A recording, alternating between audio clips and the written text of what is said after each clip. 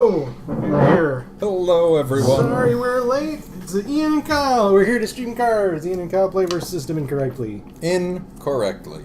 Kyle is back at work finally, so we're going to start kicking off. We're going to try to kick off around our usual time, starting this week, and we apologize that we're a little late. Oh, how late are... yeah, 15 minutes or so. Well, it's really light, or dark, rather. I hope that doesn't look bad on stream. I guess we'll find out. Maybe someone will let us know. Someone probably will. There are people out there. Yeah. I'm surprised Chris isn't here yet. He said he was going to be joining us tonight. So, what shall we talk about this week? We got a lot of ground to cover. I've been derelict in my duties uploading our old videos to YouTube.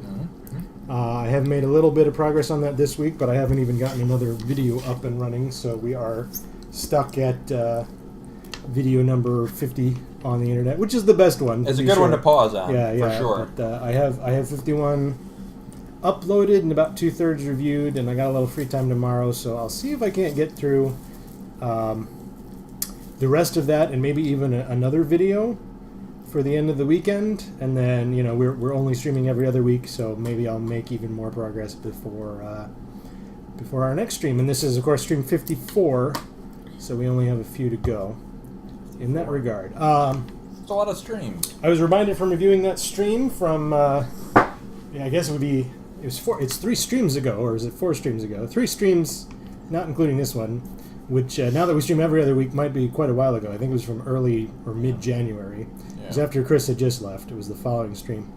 But we were talking about a couple of things that are worth revisiting.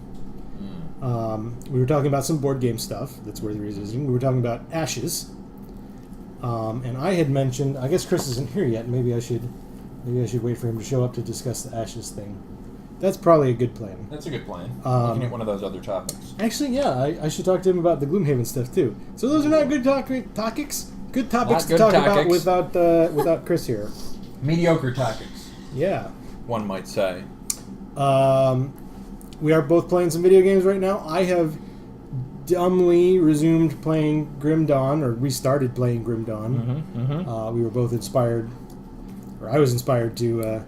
I needed something to play. I hadn't played games in quite a while, even as of the last time we streamed. So I decided to do something that was easy to get back into, and it's a very similar game to the Titan Quest game that we were both talking about, which you finally finished. Did we talk about that on stream yet? We may not have. Maybe not. That's an important thing to talk about. That's right, because I finished Titan Quest, and...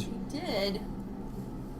I did. I've amazed Rachel in that I have finished Titan Quest, and perhaps even more impressively, in a sense, I didn't encounter the thing.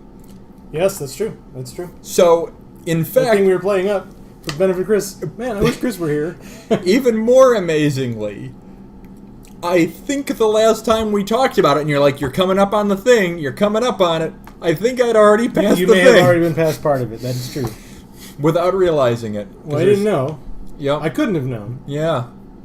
We don't know exactly. I couldn't have known. We don't know the nature of what caused Kyle's experience to be different than mine. But it was very different. Very different. And mine was, like, of course, horrific, terrible design, almost rage quit worthy. No. Your version sounds horrible. Kyle's wasn't. So. Yeah, mine was like my experience with the 5th act. It's funny, the things that annoyed me about the 5th act didn't necessarily annoy you. I grumbled a bit because there were some unfinished quest lines and some things that were teased to me that I didn't get to experience, and I found that annoying. Because, we talked about this briefly, and I won't retread too much, though I don't think I talked about it on stream, but I have a hard time not trying to finish what is available to me, and there were... Like the Souls games. Give or take. To be fair, I've finished a majority of those now. But there's like in an ARPG in that genre, I've never had difficulty completing a quest or felt like there was a quest that I didn't know how to beat, and I encountered multiples of those in the 5th act, and it was really odd and not in a fun, novel way. So the thing that frustrated me was not the thing that frustrated you. I think it's safe to say, if nothing else, that the 5th act is certainly imperfect. and pretty certainly too long. But I do want to sing the praises about the really, really top-flight musical score. I really enjoyed the music, really throughout the whole game, and I had not done that before, but what I did... You hadn't enjoyed the music before? Not, like, I had, but I never really, like, noticed it actively. Like, you know, good scores and good music can make you excited about something, or make you feel like you're, you know, it can rev you up during action-y sequences, or provide atmosphere and mood. But I really consciously noticed it, where I'm like, I am enjoying this music. It is really adding to my music. It did have good music. And what I did, when I sort of came to this realization, which was part of the way through Act 2, I changed my audio mix to favor the music. I reduced all non-music sounds by, like, 50%. The spoken dialogue is at 75%, and the music was at 100%.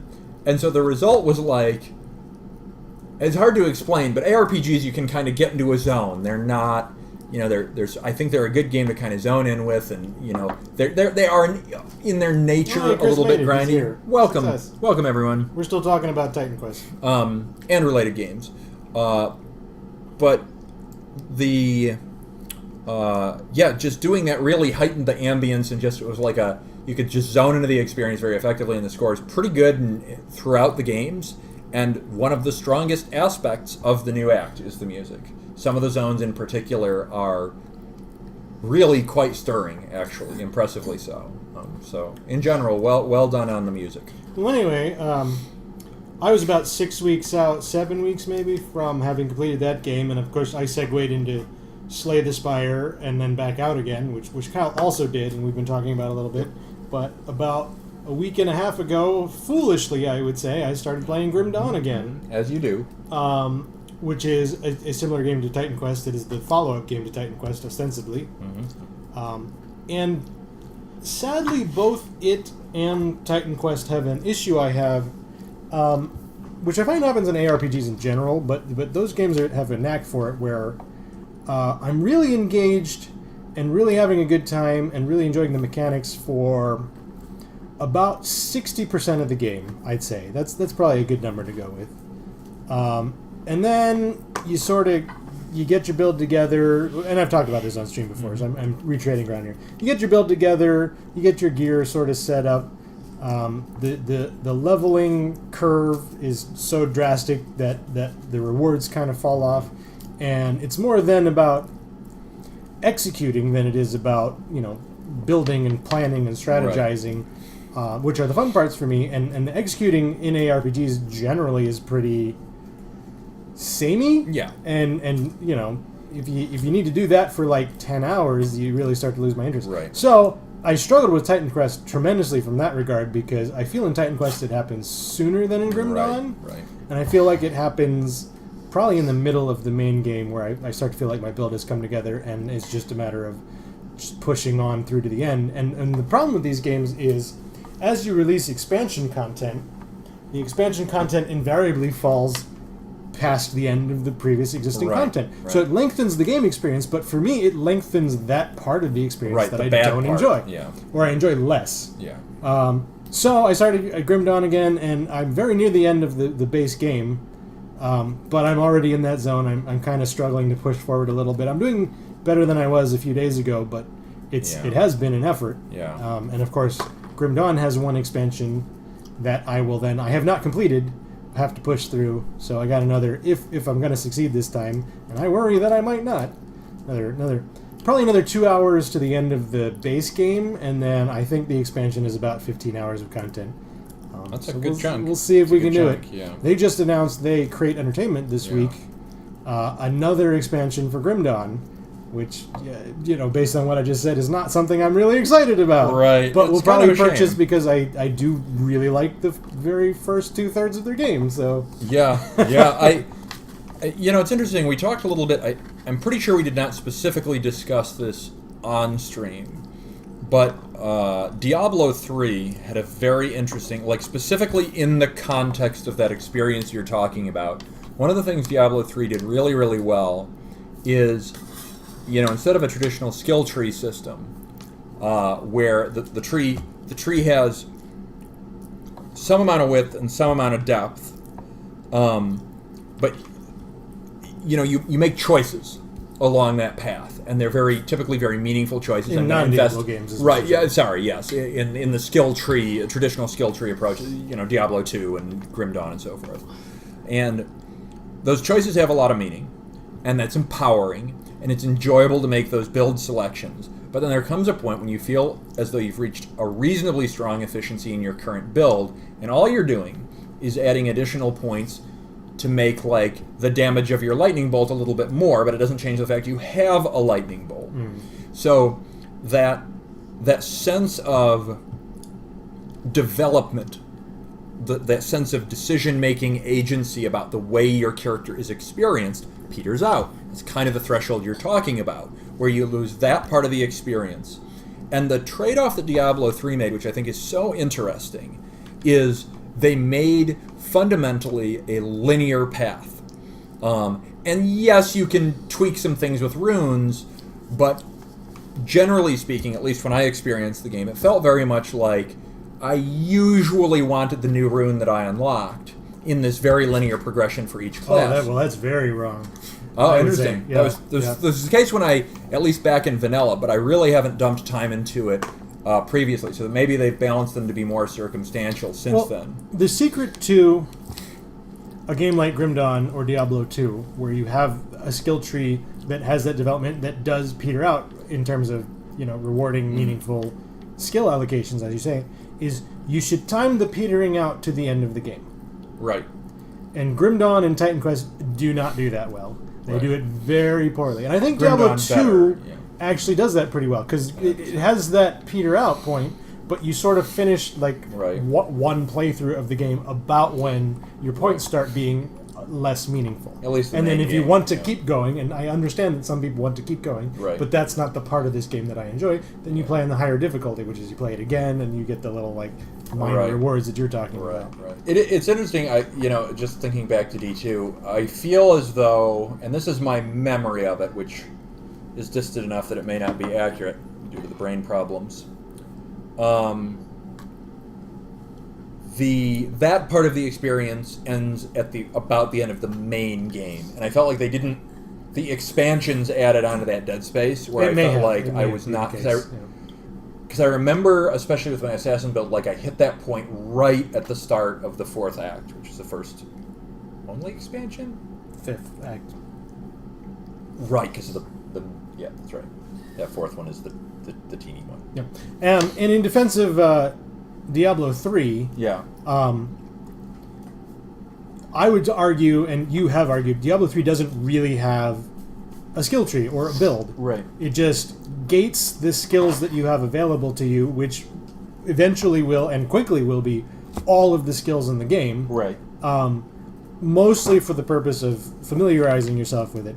But you don't always pick the next skill. What you do pick, what your build is a set of the available skills that meets and matches your play style. Right. And the way they have progression, air quotes, is you look for gear. The progression is largely gear-based that supports the skills you have selected and want to play with. What kind of support interplay do you see? Because this is one of the things where they totally revamped loot in D3. And I confess that my experience with D3 was prior to that. I never was able to fire myself up to get back into the Diablo 3 experience after Loot 2.0 was released. Which is too bad, because it was a good game before and it was a great game after. Yeah, and everyone has said that, so I don't know. Maybe one of these days I'll find a way to get fired up about that and give it a spin, because it ain't going anywhere. But what is it that they do to connect You've asked me this before. I don't know if I have on stream, though. I think you have. But go on. Well, to connect the loot to the skills. How do you make... Because their stats are super generic. Their stats, or at least they were originally. But the gear is not super generic, and the gear does not just modify stats, which is the important observation. Okay. And the gear is almost as effective... Again, when I talk about gear, I'm talking about sets, legendaries, all of the extremely rare drops, which after Loot 2.0, Loot 2.0 was a fix for the auction house and the real world economy, which was a terrible idea. And they finally realized, a year and a half later, that it was a terrible idea. They got there. And it wasn't fun. Right. So Loot 2.0 was, how do we take this loot system and make it fun? And the answer is, well, you get all of the legendaries, because that's fun. Like, you don't get them quickly, and you have to work at that, but everybody gets every legendary if they want it. So your rewards are, you're looking for the legendary drops.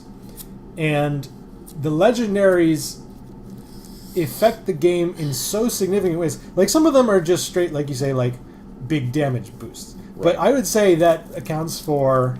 Or big stat boosts is what I was trying to say. Right. That accounts for maybe 20% of them. Right. And the rest are basically functionally like you get an additional skill or something to that effect. Like, it changes the game in a way that is as significant as additional skill. Or it changes an existing skill you already have in an interesting way. This is sort of like a rune on the gear. It almost works like a rune. Or it dramatically powers up a skill you use. So, for example, like one of the types of abilities, I guess, you would find on a legendary gear might be like, for this particular skill, all of the runes are always in effect, and that's like ways that the game changes. Right? Yeah, that's interesting. Yeah. That is interesting. I mean, it basically does sound like the rune system was extrapolated into the gear, ultimately, which may have always been the case, but the availability. The skill system. Yeah. The skill system was changed, like, the meat of the fun of the progression in the skill system has been moved to gear. And it's different, but if you accept it, it's still pretty fun. Right. Interesting. Yeah. Maybe one of these days I will give it a spin. They've added, I think, two classes since I really played it. Is that right? Yeah, I guess so. Necro and Paladin. Well, Paladin was part of the first expansion, which was when they did Loot 2.0. Yeah. Right. Crusader, I guess, but it's Paladin. It's essentially a Paladin. Right. Anyway, we don't need to talk about video games too much. I wanted to mention Gloomhaven, I think. Was that Gloomhaven? Yeah. Now that Chris is here, I was reviewing our streams from a couple weeks ago, and we had talked about some board game stuff, and I wanted to touch on it. And I'll try to be brief because we're already yakking for way longer than we ought to. And the two things we mentioned were you had just been here, and we had played Ashes, and we were talking about Ashes. Yeah. And I had mentioned that Chris, said you were going to construct an Ashes deck I made and play Casey with it, and I never heard how that went down, or if it went down. I suspect it probably didn't went down because I suspect it probably didn't go down because we hadn't heard anything. But I was curious if that happened and how it went. Yeah.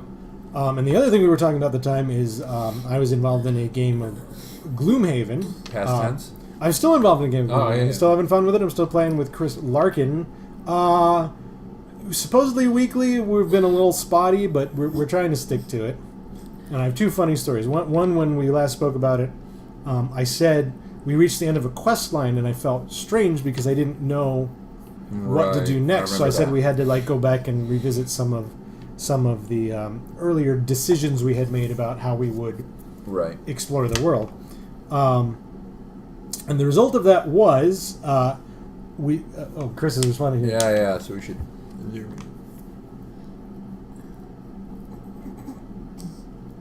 Very slightly. Well, yeah, that's kind of how it works. Like, I've rarely won with it. I think winning against you was the only time I've won with it, honestly. Yeah, it's. But yeah, first turn is super important. Like, you have to play the first turn flawlessly, or it definitely doesn't work. It's sort of the Ashes version of Ten Rings, really. Kind of. Yeah, it's not exactly the same. It's as much as that can be, I suppose. So anyway, the Gloomhaven stuff was. We went back and we explored something we felt was kind of not a very heroic side quest line. And we did one of those, and it was like, oh, that felt pretty bad, and it unlocked this area. Yeah. And we're like, all right, well, we're going to do the other kind of not very heroic side quest line. And we did that one, and we're like, oh, that one felt really bad, and it unlocked the same areas. We're like, oh, I guess that's the main quest line, and it turns out that was. So you do actually have to make... I'm surprised, this is maybe a criticism of the game a little bit. You do have to make a choice to do at least one quest that is not what I would consider, the good thing to do. Hmm. That was kind of depressing. Interesting. But you still are having fun with the experience. Oh yeah. It's a fantastic experience. Like the mechanics are great in that game. And the other funny story I want to mention is that I think it was just last week Chris and I played, and we played a scenario that had like, it was ridiculous. It had like 12 dudes on the board right out of the gate, and we're like, I have no idea how we're gonna live through this. It's like terrifying and awful, but all right, we'll give it a shot. And we started the game, and all the dudes swarmed us, and they were beating the crap out of us, and we were spending all our cards, and we murdered every one of them, sadly, but ran out of cards before we could complete the scenario. And then we read that about 2/3 of them were supposed to be asleep at the beginning of the scenario.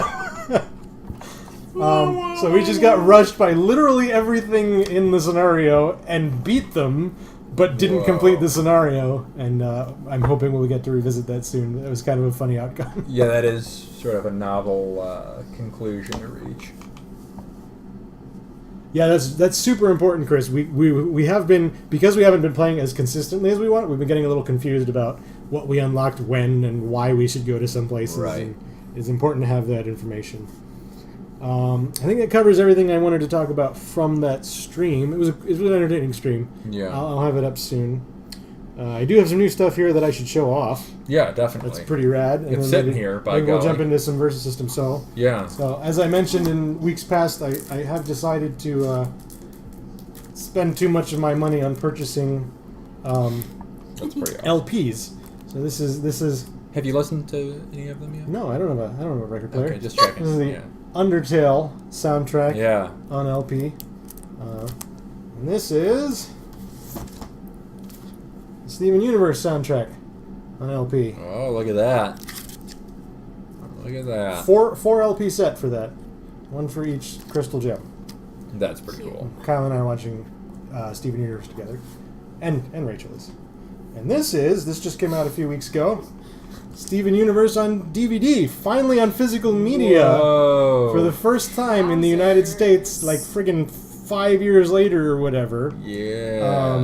And it isn't so important that I show this on stream, except for how amazing this box is, which I will demonstrate right now. Oh boy. Check this Here out. we go. Ah, that's pretty great.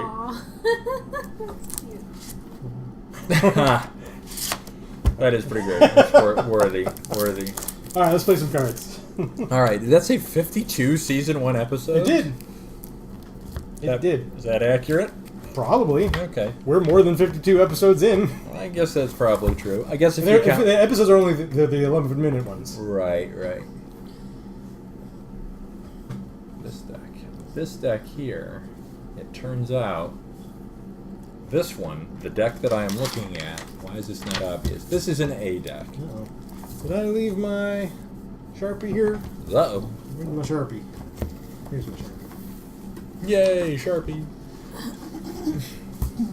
Oh, it's an A deck, did you say? It is an A deck. I had decided, I didn't mention it. I complained about it the last time I played it.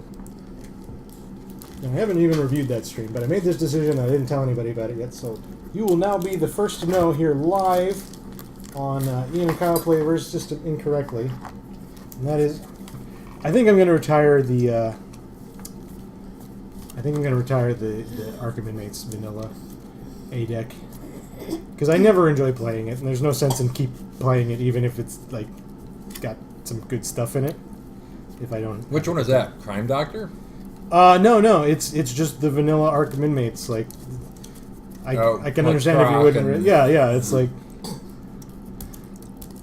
No. I assembled the deck. The reasoning for the deck was the characters weren't very strongly themed, but their locations and plot twists were just really potent, so it kind of worked. And there's some fun in that, but not enough to keep playing. That's for kind of me. what they did with the Brotherhood in the X-Men, or pardon me, the Marvel Origins set. I should shuffle these cards. Like they were. I'm not sure what they were going for really. But I played it for a while because it was effective, and I don't want to play it anymore because it's boring. Yeah. Effective can be fun, but usually not in isolation. What are you saying about quests? He's talking about Gloomhaven. Gloomhaven quests. And I am noodling with the idea. We'll see. I am noodling with the idea now that I have many more S decks of maybe bringing the Teen Legion out of retirement or whatever they're called. That's not what they're called anymore. Legion. Which one was Teen Legion? What did I call them? Nobody knows. Future Friends? Is that right? Maybe. The one you hate. The one you hate, but not the other one you hate. Is it the Kinetics. Kinetics? Yeah. He's so awful. They're fun to play. And I have 6 decks now if I roll them out, so you won't see Alright, them. I don't see him too often, I guess. I will go the outer die. Good defense. You did, in fact, win that roll. These guys go... I think they go even. Is that right? I think so.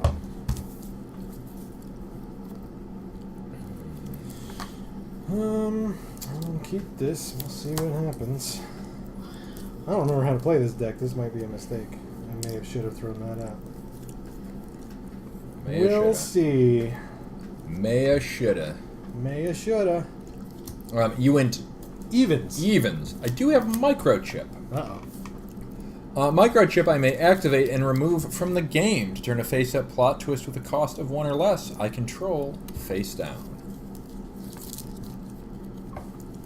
Alfred Pennyworth comes into play exhausted. Activate, return Alfred Pennyworth to its owner's hand, search your deck for a plot twist or equipment card, reveal it, and put it in your hand, and shuffle your deck. Use this power only if you control another Gotham Knights character. I'm going to take Alfred Pennyworth. Alright, I should get some life. Me too. We take one. One's a piece. I don't know why I call him Pennyworth, but I do. I enjoy that you do. I shall call him Alfred Pennyworth as well. I'm sure he would love that. That's what his friends I call thought him. you said Alfred. Alfred Pennyworth? Alfred? Yeah.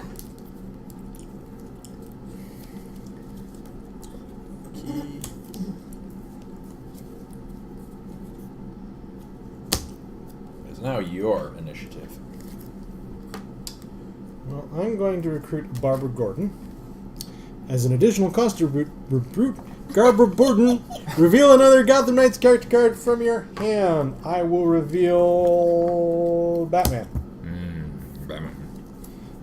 Pay 1 resource point to draw a card. Use this power only once per turn. Or activate to draw a card. Use this power only during the recovery phase. I see.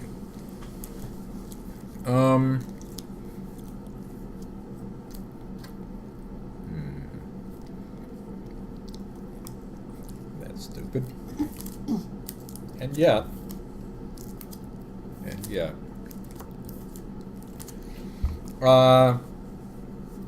I'm going to give Microchip a sword. Titanium sword, in fact. Which costs 1 less to recruit while I control Marvel Knight's character. Whenever a equipped character stuns a character, the stunned character's controller loses 3 endurance. Suck it. I've got a sword. Okay. That's interesting. You'd not foreseen a sword on Microchip. I suppose I hadn't. That's it.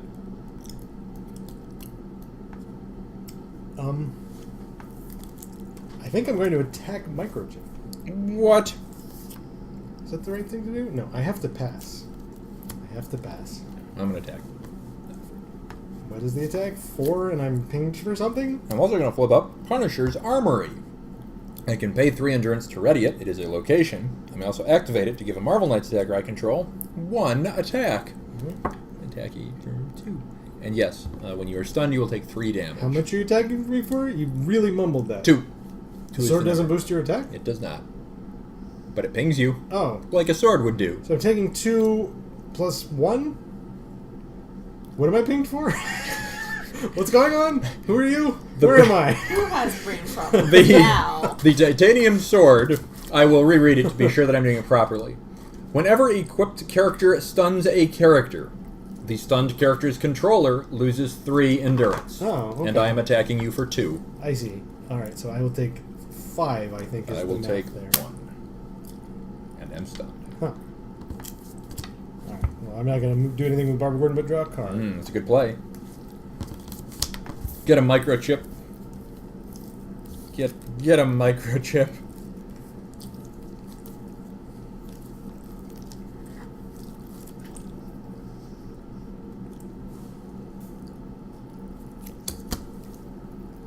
Now, I am the one with initiative. That will show you. I don't have a 3-drop. To my chagrin. This is working in my favor a little bit. The not having characters will do that to you.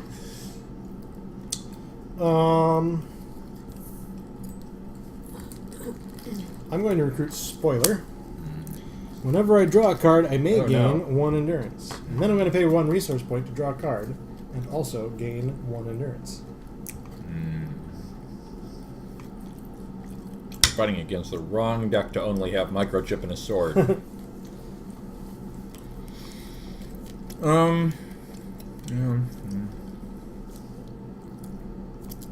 Attack Alfred. Can you activate him at any time? Mm-hmm. I'm attack Spoiler. Yeah. For 2. Okay. I'm going to take 5 again. I'm going to take 1. But then I might take an additional 1.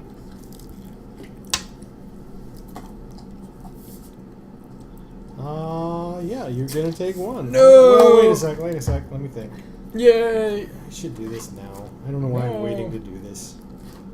I guess because I can, right? Right?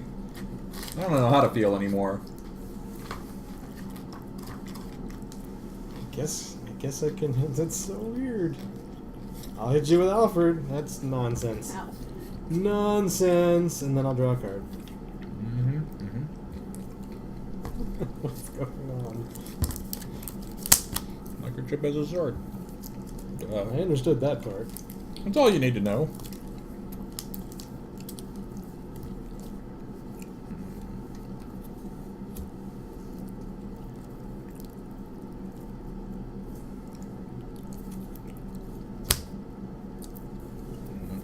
What's your initiative? Yep. I've got... I almost played a location. What is wrong with me? You could recruit a location. I'm okay with Can't. that. I really can't. Well, I mean, if you're going We to don't follow play this the game rules. that wrong. I mean, we play it wrong, but not that wrong. Let's be real. I'm going to recruit Catwoman. Whenever Catwoman causes breakthrough to an opponent, I draw a card, and that opponent discards a card from his hand. That's unfortunate.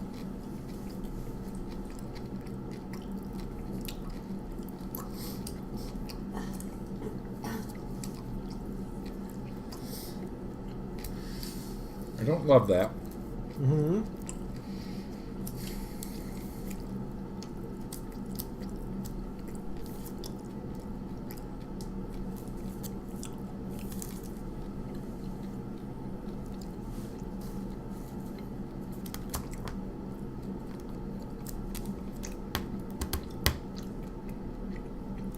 A concealed character, that's not ideal. Not what I want. It's a big concealed character, but it's a concealed character. This is lovable Luke Cage. I can pay 3 endurance, and Luke Cage can attack hidden characters this turn.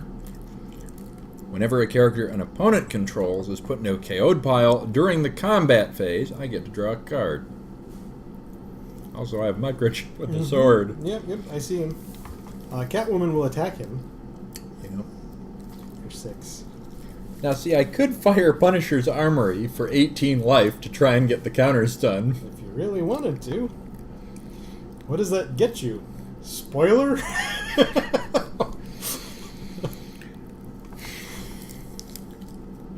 I mean, I deal you 3 extra damage. Sure.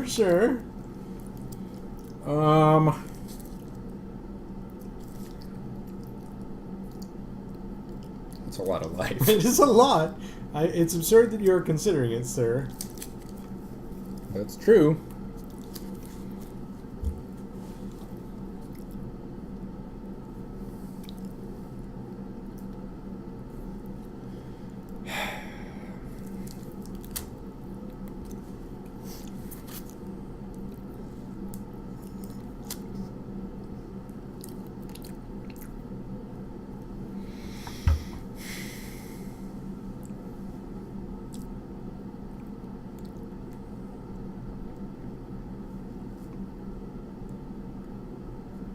It's worth noting that the first No. activation is free. No.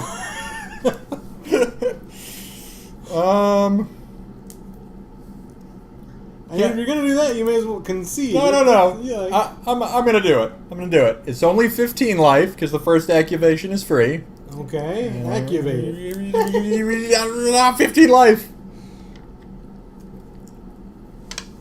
All right. You stun Catwoman, and you discard a card and I draw a card. Yeah, that all sounds correct. You do take an additional 3 damage, however, from the stun. Oh, you're gonna go for the KO. I see what's going on. I do also take additional damage. That was a 6 attack. Is that correct? Yes. I'm at 25. We should finish the Quick- remaining quick kill. stuff before Or I play something. quick kill.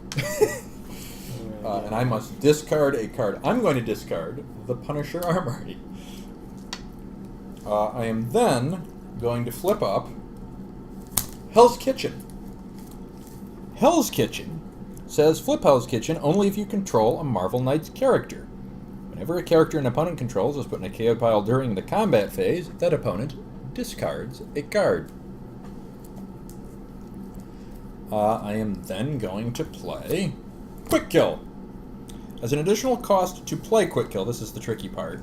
Discard a Marvel Knights character card unless you discard 2 character cards. It's not good. I gotta discard a 7-drop. I may or may not get another 7-drop. We're gonna gamble. To a KO, a character of cost 4 or less. So I take 3 and discard from this? It is only a KO, and I draw 1 card, and you discard 1 card. And there's no ping? I thought No there was a ping. ping. No ping. Just KO. And I do draw 1 card, and you do discard 1 card of your choice.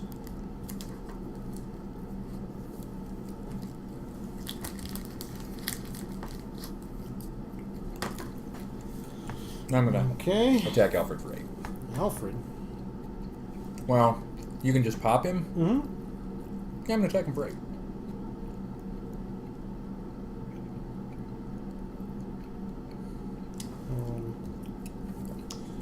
I will reveal that I have GCPD headquarters. Whenever 3 or more Gotham Knights characters, team attackers I control, stun a defender, KO it. Activate target Gotham Knights defender with a cost of 3 or less as reinforcement this attack. I'll take 1. So you will take 1. I'll show you. I'll attack you for 1. No! You have evened the scales. During the recovery phase, I will draw a card and gain 1 endurance. That's true. That is true. I'll take it. Make you flip your stupid thing. The headquarters. You made me flip a location? Oh no. Well, now it won't surprise me. So that's cool. We're in the recovery phase. Yeah.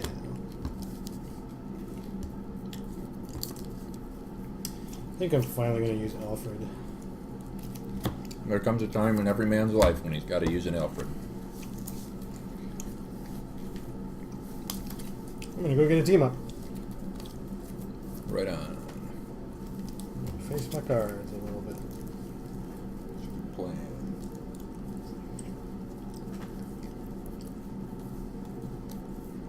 This card is not going to be very useful for quite some time, I think.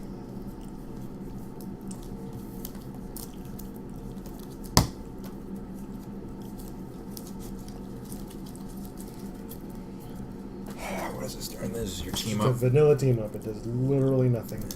Well, except teams you up. Yes.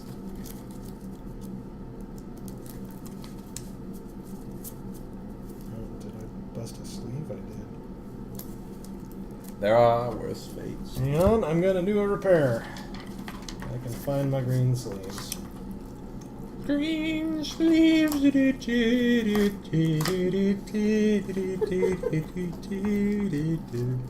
Green sleeves. Jesus.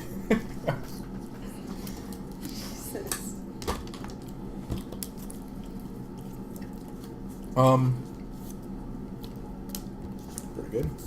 I will recruit if you do not mind. No, Will that go affect your sleeving? Nope. Okay. I do have a character. My character is Daredevil. Daredevil does have loyalty. He's rather gigantic, as Daredevil is. That's what she said. Pay 3 endurance. Daredevil gets +2 attack and can attack as though he has flight this turn. Move Daredevil to your hidden area. Use this power only once per turn. It's very sad that he must move to his hidden area with that, because flight would be real useful right now.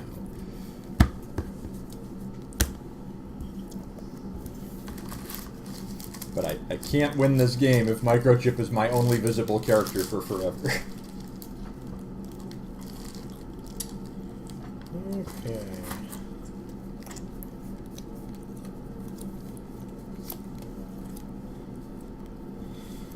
I'm going to recruit Killer Croc. Whenever Killer Croc attacks a character, Killer Croc gets +X attack, where X is the cost of that character. I'm going to team up. That's it.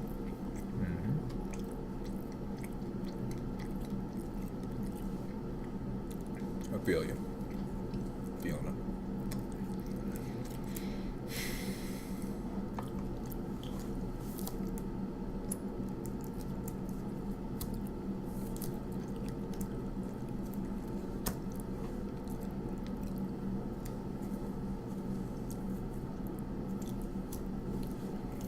Well, you sure have a Killer Croc.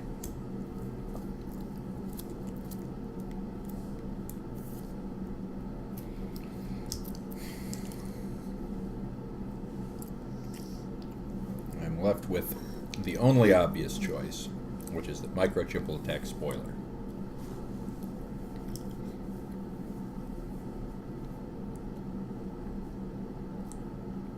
For one.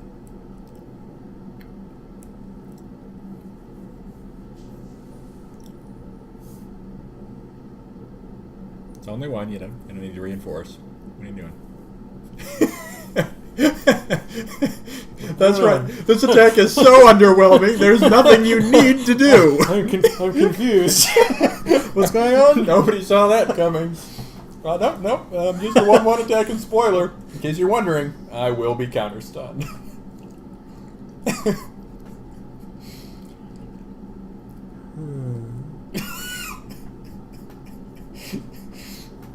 That was amazing. Thank you for trying to reinforce.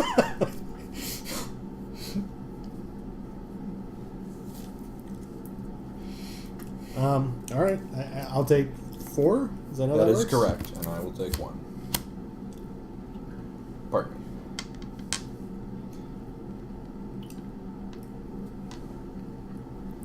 I attack Daredevil for 12. I had not foreseen that possible outcome. I'm going to flip up Judge, Jury, and Executioner. Characters you control have activate to KO target stun character if its cost is less than this character's. Marvel Knights characters you control have activate to KO character. I'm going to activate to KO Spoiler. I will draw a card, and you will discard a card. And then I'm going to give Daredevil 1 attack. Okay.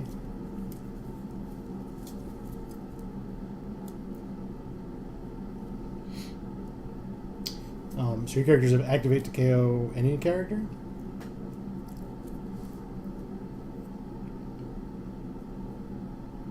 I am going to attempt to KO Croc with Luke Cage. Right. I'm also going to take 7 damage, but that is a worthy sacrifice in this instance, I believe.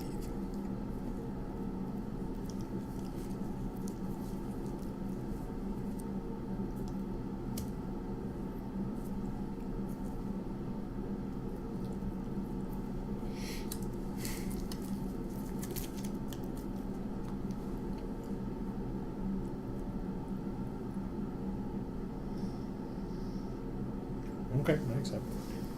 You take 7. 16. I'm hoping I get enough board advantage that it will matter before I'm dead. I will attempt to KO Croc. And you will discard 1 card, and I will draw 1 card.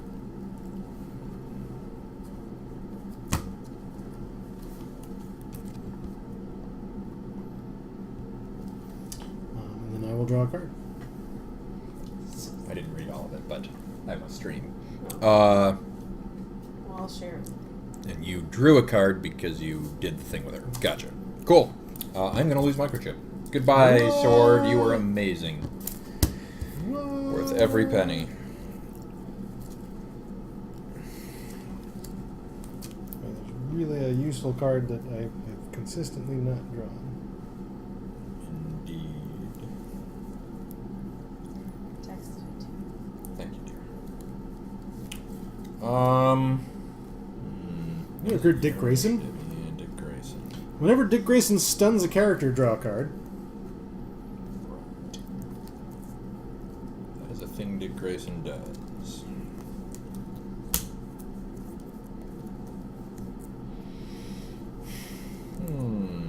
Said the Kyle to himself. How many cards are in your hand? 7? Man, I've been getting rid of 8. them too. Well, this is a draw deck. Yeah, You've been yeah. keeping me kind of at status quo for a few turns, and that's annoying. Yep. A weird choice this turn. And I don't love the choice.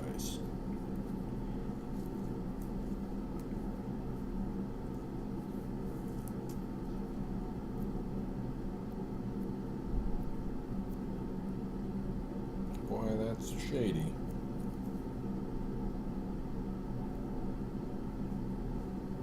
Shady. Slim shady. I'm going to recruit these 3 characters. Microchip, we remember, because he's Microchip. I may activate him to remove him from the game and turn a face-up plot twist with cost 1 or less I control face down.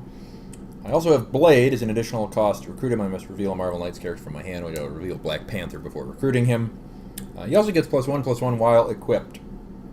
I also have Black Panther. When Black Panther comes into play, search your deck for an equipment card with cost 1 or less. Equip it to Black Panther and shuffle your deck, which I'm going to do. I'm also going to recruit some other equipment while I'm at it, like another titanium sword and a war wagon. I'm searching for a war wagon. War wagon, titanium sword or war wagon. Let's search for the war wagon. So that's the thing getting equipped to Black Panther, who is concealed optional. And I do need to think about my formation for just a moment. It's not every turn you recruit 6 things. War Wagon, I should read out loud. Titanium Sword, as a reminder, is the 3 ping on stun. War Wagon, which costs 1 less to recruit, while I control Marvel Knight's character, has activate KO, target stunned character, and ping the controller equal to the cost. That's the KO and ping card. You do need to figure out how to form. Especially since I have rather limited life totals. I think we do this. Well, that I have to do. The titanium sword will go on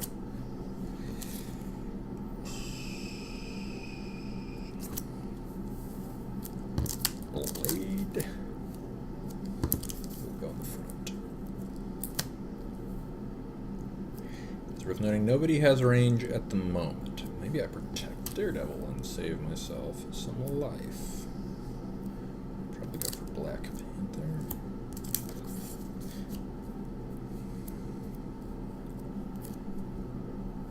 So maybe I just bottle up and play defense, and we see how that goes.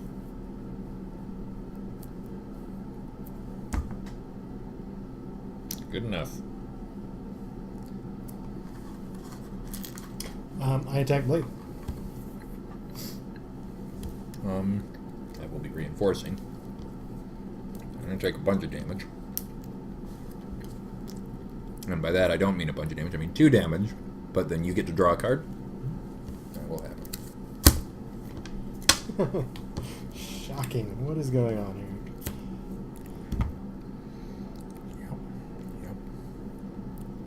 So the question is, do I go for Dick Grayson or not? I could get him with the attack. You do have the life advantage. Move your deck. Oh, it's driving me crazy. Where's my deck? It's oh, right oh there. yeah. I thought that was an exhausted pile of characters. Yeah. I think... Let me consult my hand of 2 cards. Yeah, I'm just going to pass. Alright, I'll draw a card. Yep. There it is. That's the thing I've been looking for this whole friggin' time. Shit, I should not have passed. I should have attacked. That was a mistake. Would you like to rewind it? If you can rewind, we should. I pay 3 endurance and move Daredevil to my hidden area to give him flying. Okay. But he changes to the front row so that he may attack, and I will team attack Dick Grayson. Okay. Paying 3 puts me at 11. Right. I will stun Luke Cage. I'll take And draw a card. 4 damage, bring me at 7. I will attempt to KO Dick Grayson and ping you for his cost with the War Wagon. Oh, jeez, that's so costly.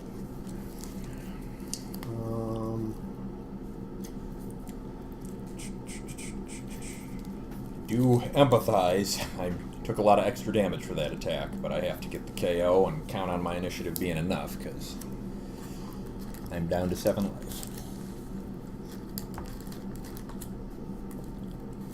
That might be the difference maker, and that's sad, because I don't have initiative next turn. You will have a life advantage. That's true, but I'll also probably only have one medium-sized character. And Barbara Gordon. I mean, I suppose I can do crazy stuff, too. I don't like that. I always have the option to do crazy stuff.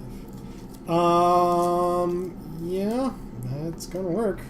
So I take 6 from that, and I draw, or do I do not draw, you do discard. The draw power was Luke Cage. The discard comes from Luke Cage. This card is worse. I'd rather you draw. You want to trade? That's true. No, I don't. Don't want that. Okay. I don't have a way to attack with. And I draw. And he was exhausted anyway, so I reinforced. Alright. These cards should have come up a long time ago. I will lose Blade.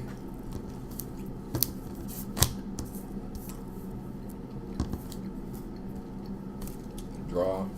These are your cards.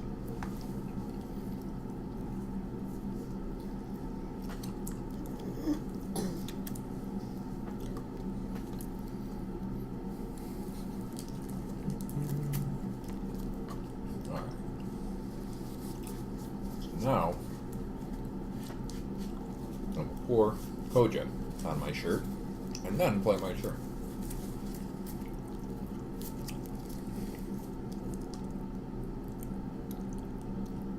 Whoa. I could do that thing. It's not useful. That's absurd. Why is that not useful? I've never been able to do it. It's not useful. Gotta do that. Oh, that's unfortunate. Maybe it is useful. That's ridiculous. -7.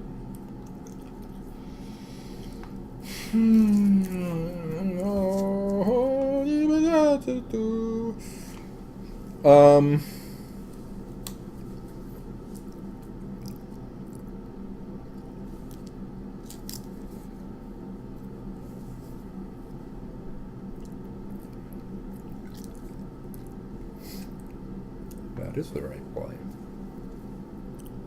Huh.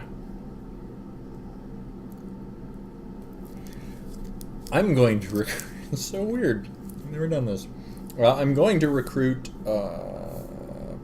Punisher with his boost. Are you gonna carry your Pokemon? Yeah, I've never done that. It's really weird. Punisher says he gets +1/+1 while equipped, and when he enters play, I may KO 2 equipment I control. If I do, he gets +5 attack for the turn, and I may stun target character with a cost of 5 or less. I will target Barbara Gordon. I will reveal that I have Blackgate Prison. Activate. Stun target Arkham Inmates character you control. Draw a card. Right on. And then I'm going to form slightly differently, which is like... I have initiative. Maybe I'm just aggressive and angry. Because I have to assume... Well... See, here's the thing. You could get crafty and not recruit Batman, and then Microchip becomes a huge liability.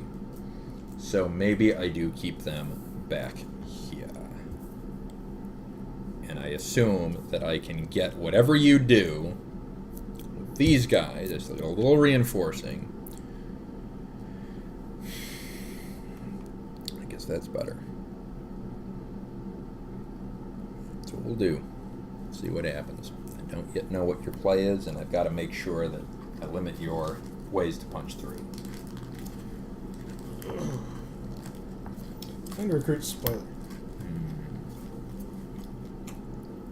Then, Oh no. I'm going to reveal that I have Arkham Asylum, which says activate, return target stun Arkham Inmates character you control to owner's hand. It also has activate, target Arkham Inmates attacker you control gets +2 attack this turn while attacking an exhausted defender. I'm going to jailbreak. Then I'm going to play Prison Break.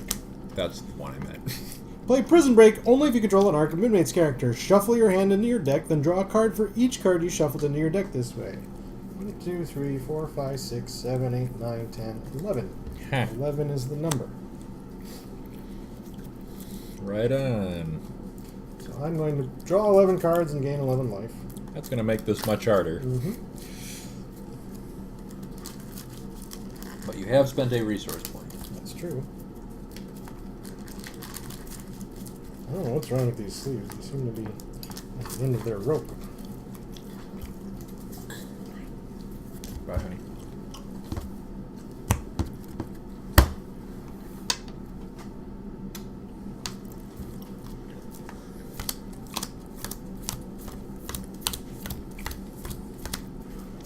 A lot of damage I got to deal.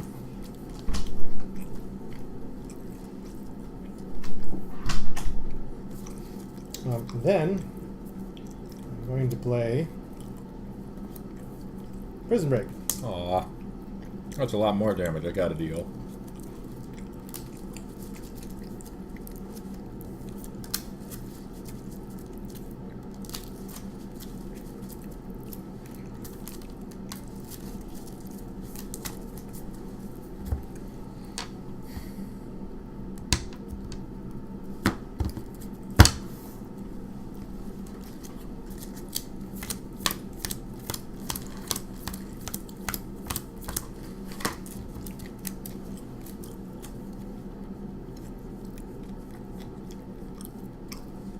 I'm going to recruit Dick Grayson.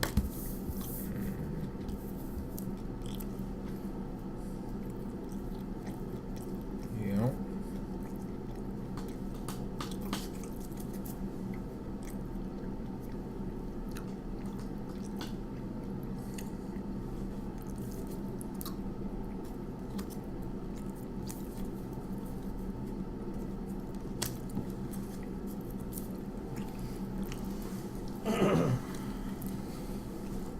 Sure is a thing you did.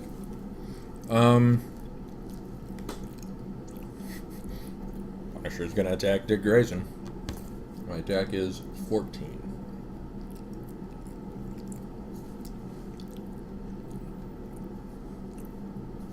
Yep. I'll take it. I'll take 8 and draw a card. I will take 5. And gain 1 advance.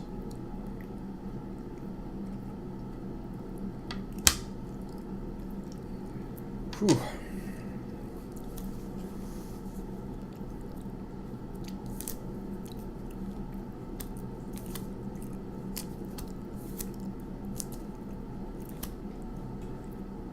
Do you not want to reinforce with spoiler? I may as well. You could have been saved 2 life. Sure, may as well. Yep, that's a good observation. Indeed. So, the way for me to do this is, well, it is technically to you. Do you pass? I do. Okay. Luke Cage will attack Spoiler, which will deal you a whopping 1 damage. That is true. I will take 1.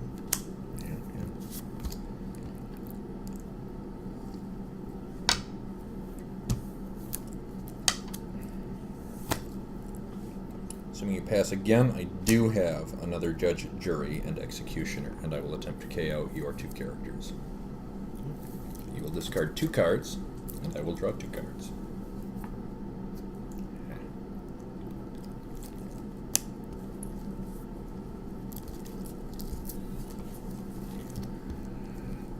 I don't have tricks, but I can hit you for 9.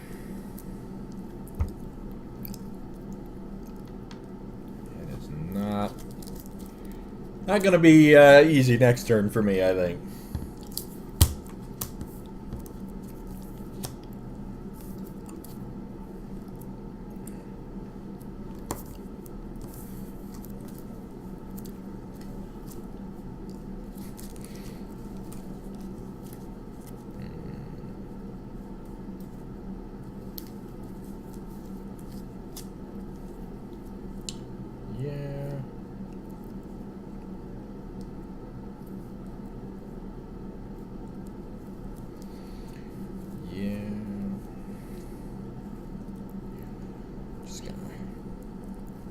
Stack up my 2 judge, jury, and executioners just to get everything on camera here.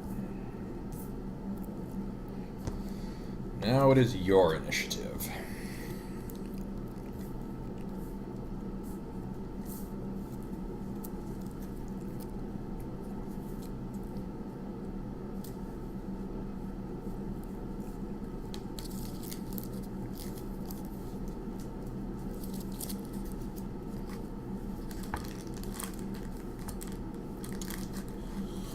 Well, it might not be as cut and dry as you think.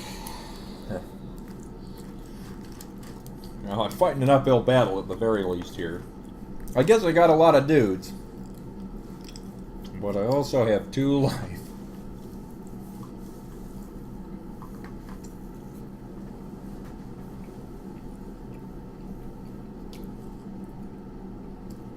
This is an odd match.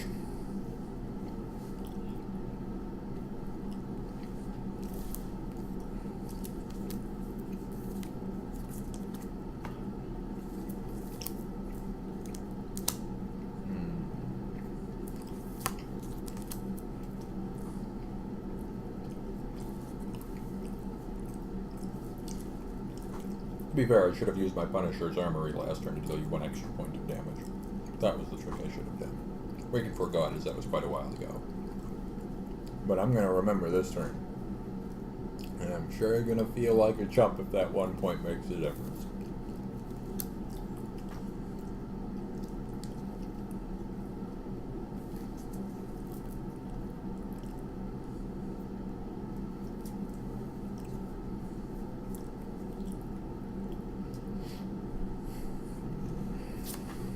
I can't believe I got to do the Punisher. I didn't remember the Punisher thing.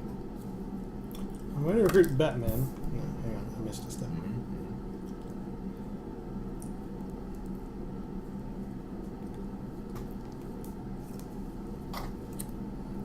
I'm going to recruit Batman.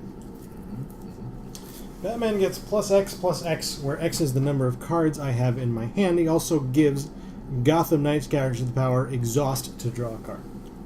Good damn Batman. I'm going to recruit a GCPD officer. I'm going to exhaust the GCPD officer to draw a card. Interesting. I'm going to stun the GCPD officer to draw a card. I'm with you. I'm going to return the GCPD officer to my hand. But you're out of resource points. It's just 11.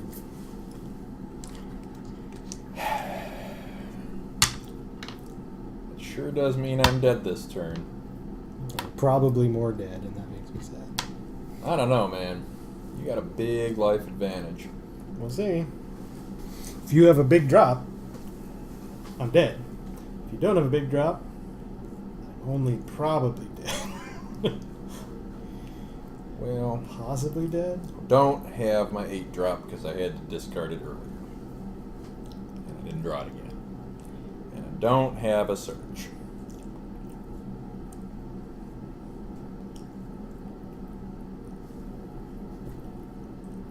So what I have, you see, is a choice.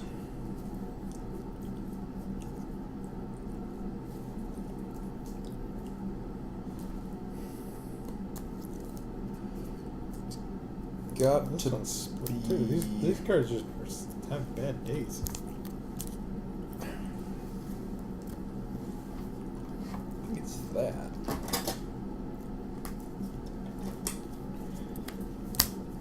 I'm going to recruit Natasha Romanov, the Black Widow.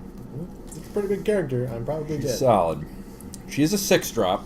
I can pay an endurance to allow characters I control to attack hidden characters this turn. She has a boost of 1 that I'm not going to pay. I'm also going to recruit Hannibal King. Oh, yeah, I'm super dead. Like, so dead. I'm the deadest. I haven't mathed it. Hannibal King has, when target character is put in a KO'd pile during the combat phase this turn. Sorry, it's an activated power. When target character is put in the combat phase this turn, not put into the combat phase, put in a KO'd pile during the combat phase, its controller loses 5 endurance. Yeah, that's like super plenty. Yeah. It doesn't seem even remotely close to me.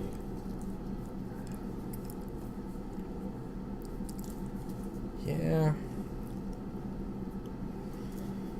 I mean, I can't protect Punisher. I could do something weird like this.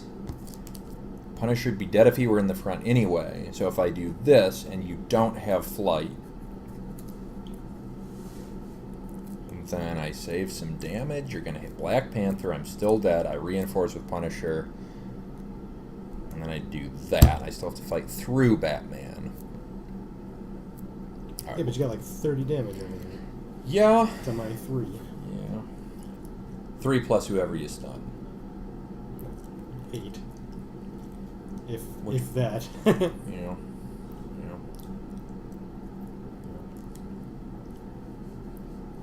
I do think I got you. I think it's close. I think it's within 5 life. But I haven't mathed it to a T.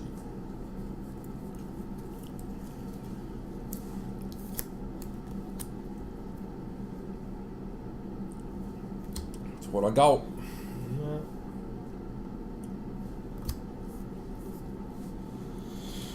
Oh boy. I guess I hit Black Panther. Yep. Gotta reinforce. I'm sad. I thought I had this. I am at -1. Black Panther is stunned. The right way to do this is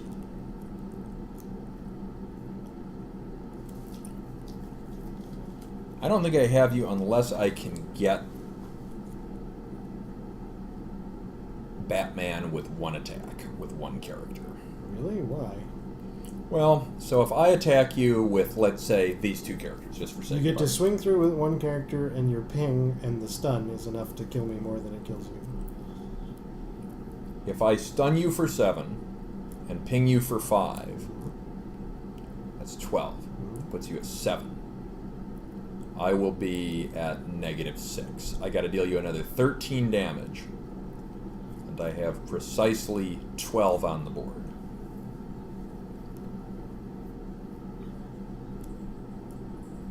So does that mean I have to get you with less? Thank you.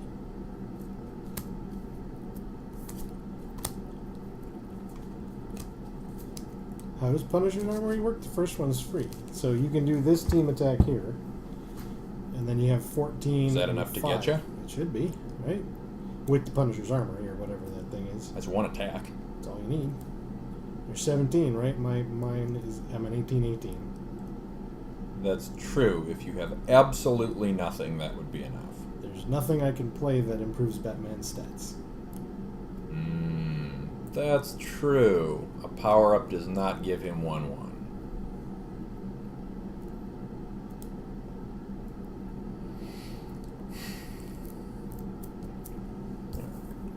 I guess you're right. I had not considered that.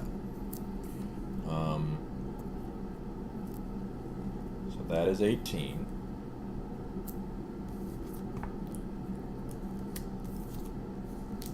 Which is exactly enough. Okay, and I'm expecting that you're able to bolster it more, but I don't know. Sure. I mean, with a team attack, there is no point at this juncture. Well, in case it was Sure. risky. But yeah, it succeeds. I take 7. You will deal me 5. 5. Negative 6. And then I do have...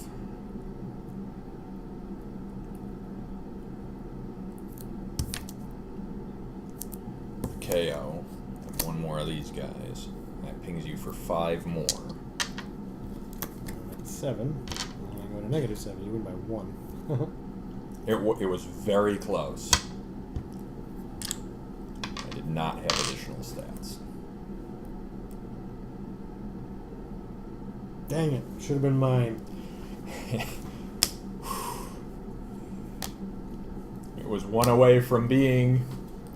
2 away from being yours. Can't get closer than 1 life. The only power-up I had was for Punisher, who was my visible character who was going to get stunned or have to reinforce anyway. And then I had some other items.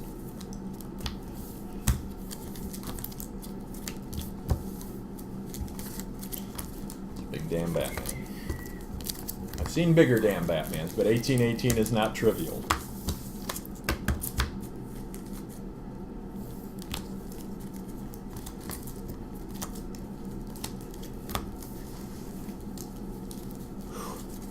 That was intense. 1-point games, man.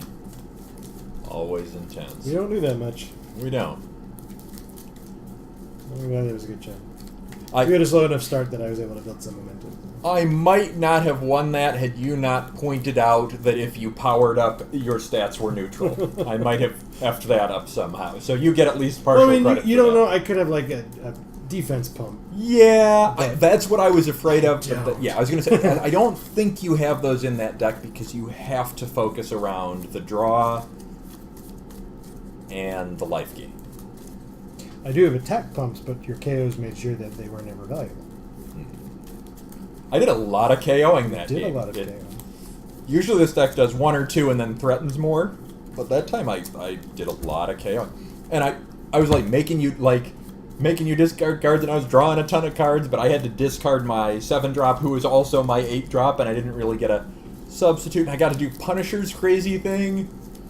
Never do Punisher's crazy thing. And then it didn't matter that much because you popped your character to your hand anyway.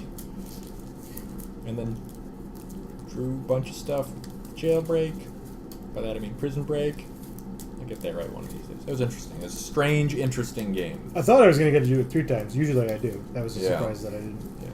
It's not a sure thing. And then I thought I was going to get to do it on the next turn, and I didn't. So Right. that was the difference Well, for me. Is yeah. I was trying to dig to that. Oh, yeah. Well, when I'm sitting there with 2 life, Yeah. you get that 3rd jailbreak, and I'm not going to make it.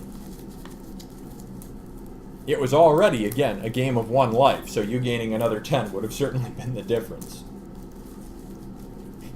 Freaking recruiting of the GCPD officers. The thing that occurred, so there was a weird interaction there, which I didn't realize until we were well past it, but I'm like, I could have flipped that card and KO'd the GCPD officers.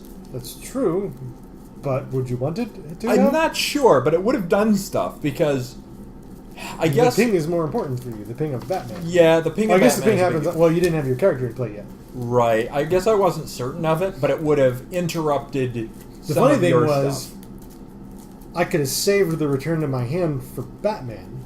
I guess it doesn't change the ping Yeah. if I have a stunned character. Yeah. Interesting. All right, what's next? Uh, What happened to these the, sleeves? those sleeves just crap themselves. This deck that you have pointed to, this one is a double A. Okay. Where are these guys? These mean-ass mofos. Mean ass mofos, the deck mofos. Actually thinking about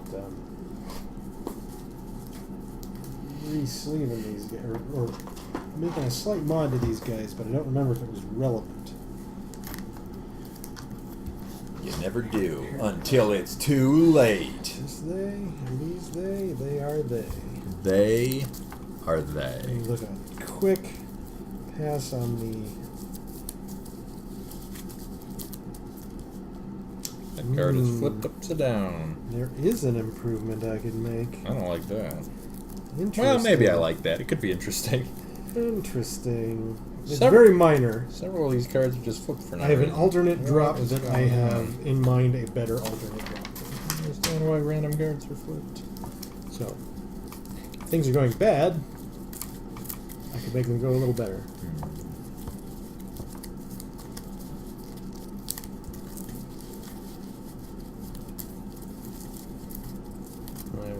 I'll lay out what that is after this game. -6 to -7. I thought you had me. I thought I had you too. I I really was very confident. I shouldn't have been. And you were on that final turn. I think you thought I was going to swing through with more, but I had to use so many characters to get through Batman. I don't have a lot to swing through with. That was the problem. That's what had me worried.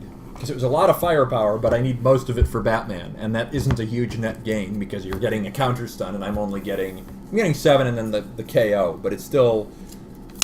Even the KO, ironically, isn't a massive gain, because if I just attack you with those guys at 3, if I do it with the KO, it gets up to It's your roll. to 5. So it's a gain of 2. The outer die worked for you, so I will go outer die. That's exactly what you rolled. That's kind of funny.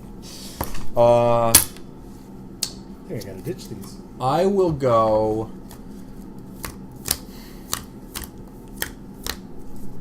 I'm gonna go... Advantages to both of Better, those. it's not tremendously better.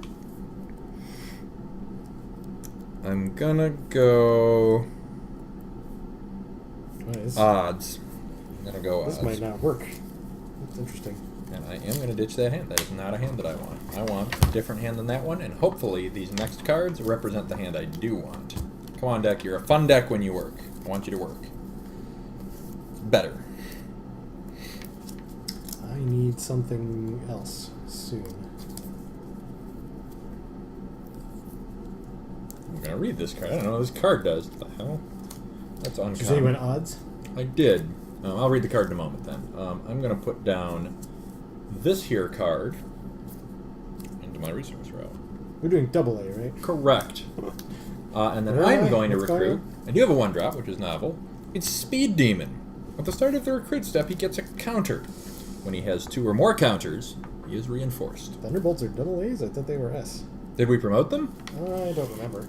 I don't remember either. I thought they were double A's. I did not intend to otherwise, but maybe we did promote them and I have failed us horribly. I ain't worried I about sincerely apologize if that is the case. You're right, we might have I honestly promoted them. don't remember.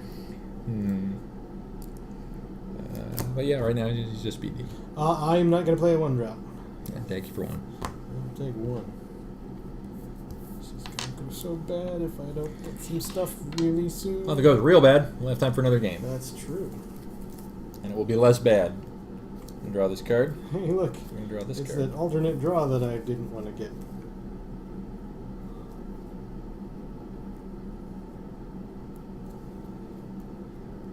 That card's really weird. That's a cool, weird card that I don't know if I've used ever.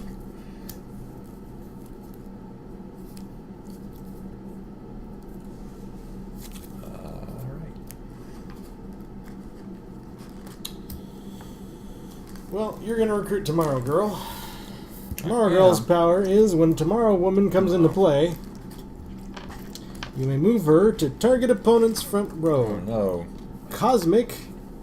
At the start of the combat phase, discard a card. Aw. Aw.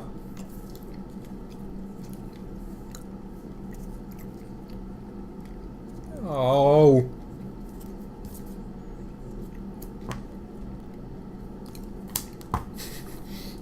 No 2-drop?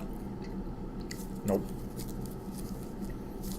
Still gonna get my Oh. ass beat. Can do something else, but it's a What? card that is now not in my hand, and now I have to think about that. That card seems so useful, but I might have to discard it next turn because it's less useful than everything else in my hand, and that's stupid.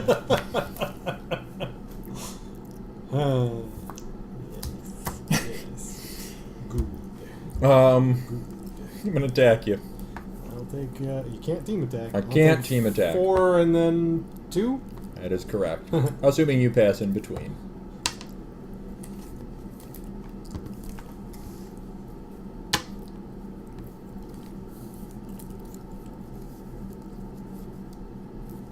It's an interesting set of circumstances right there. Look at that. Man, I whiffed. I'm so miffed that I whiffed. At least you made a poem of it.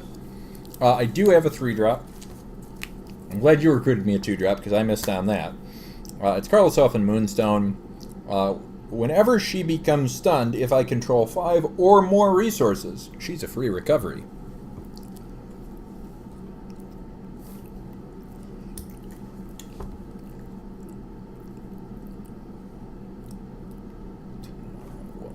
Lord. Well, I've got the Riddler, who's the character I intend to replace in this deck. Activate discard an Arkham Inmates character card from your hand. Target opponent chooses and discards a card from his hand. If the cost of that opponent's discarded card is not equal to the cost of the card you discarded, that opponent discards an additional card. Use this power only during the recovery phase.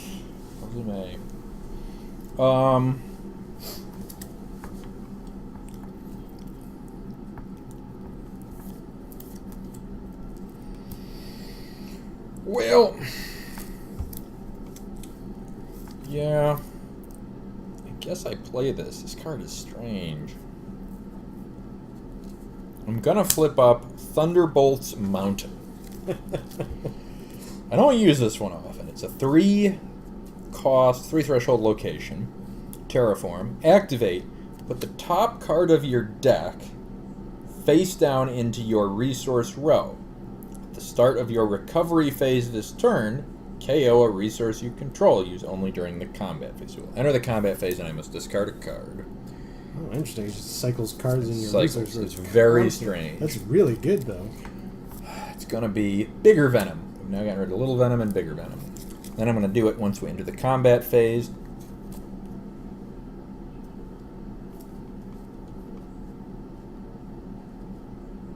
Ha.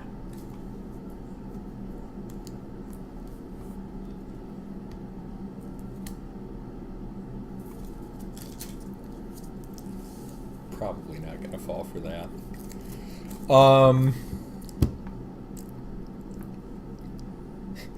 So now it's like I've got to use stuff, though, because I'm going to have to KO something. So Carlos Oven's going to attack with Riddler, and I'm going to play Grudge Match.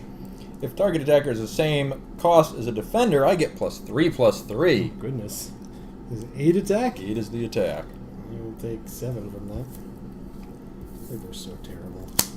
His power is really good, but his stats are so bad. His that stats it are just really never bad. works. What did I say? 8? It was the total number. You do I said soak 7. 1, so you take 7. 8 was my attack. You take 7. That's good. I take 4 and then 3. 4 and then 3. I'll be dead soon. I'm going to KO Grudge Match. Get him tomorrow, woman. That deck is terrifying. Your draw is not suiting you well at the moment, I think. It is not. This card is not useful in this particular match.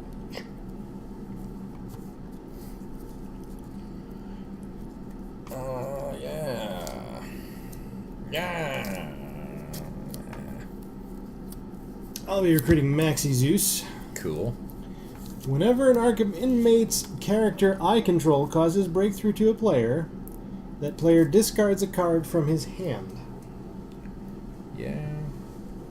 I'm not ecstatic about that.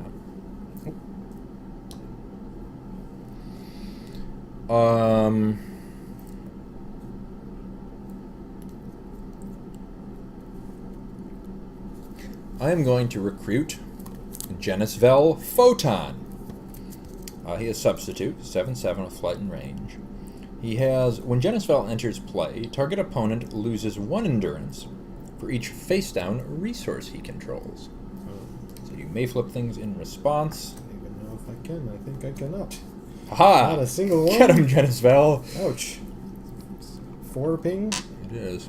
This is not a successful game. Well, at this rate, we'll be done in another turn or two.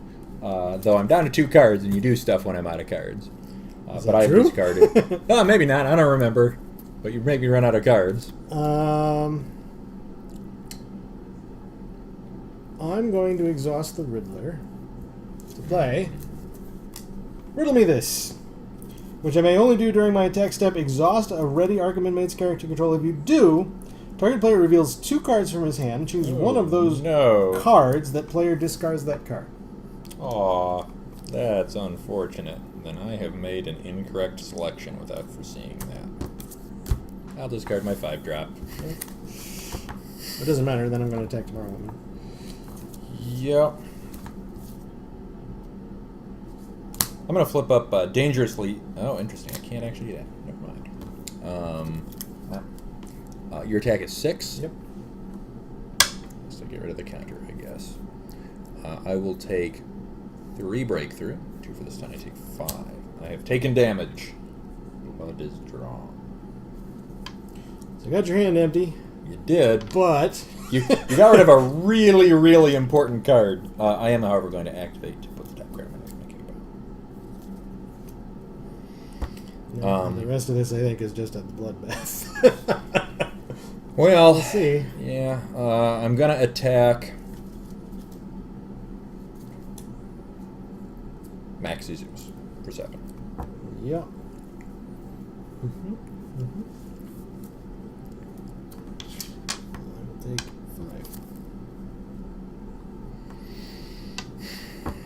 Assuming you pass, Mm-hmm. I will attack Riddler for 5. I'll take 4. And just got another 4 coming your way. I'm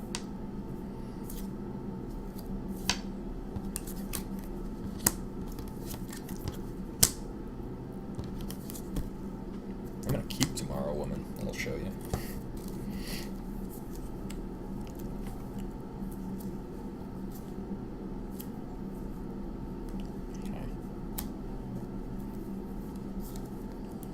I was going to recruit Green Goblin. It was going to be great.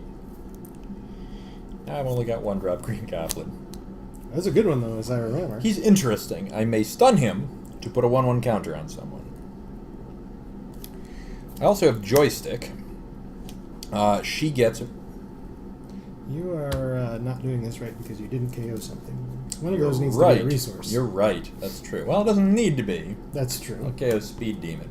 I'm going to not put down a resource. Fascinating. I'm going to recruit both of them. Joystick, though you're right to obviously make sure that I play the game properly. But yeah, I need to just like win now because you have severely limited my ability to win if I do not win now. That's weird. Yeah, sorry. Green Goblin, stun, put a counter on someone. Concealed. Joystick, start of the recruit step. I get a 1/1 counter on her. If she has 2 or more, she gets invulnerability, which is great.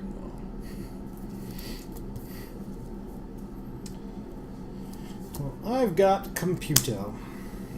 Whenever Computo causes breakthrough to a player, that player discards a card and I draw a card.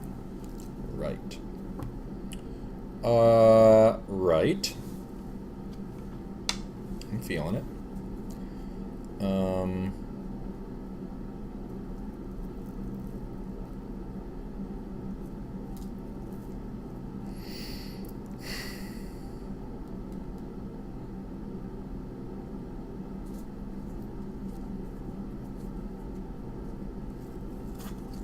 That's unfortunate.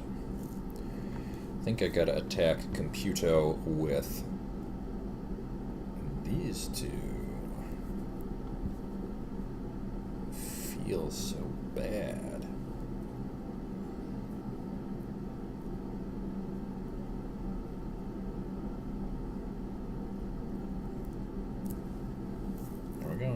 What's the number? The number is 10.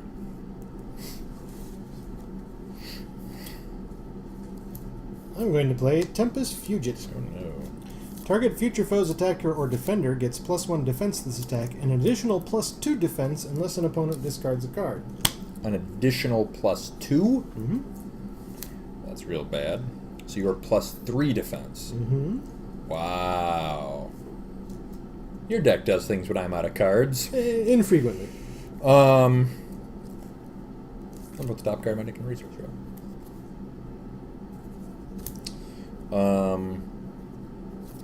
Then I'm going to play, and now I'm fighting dirty. Target attacker or defender gets +1/+1. I'll choose Speed Demon.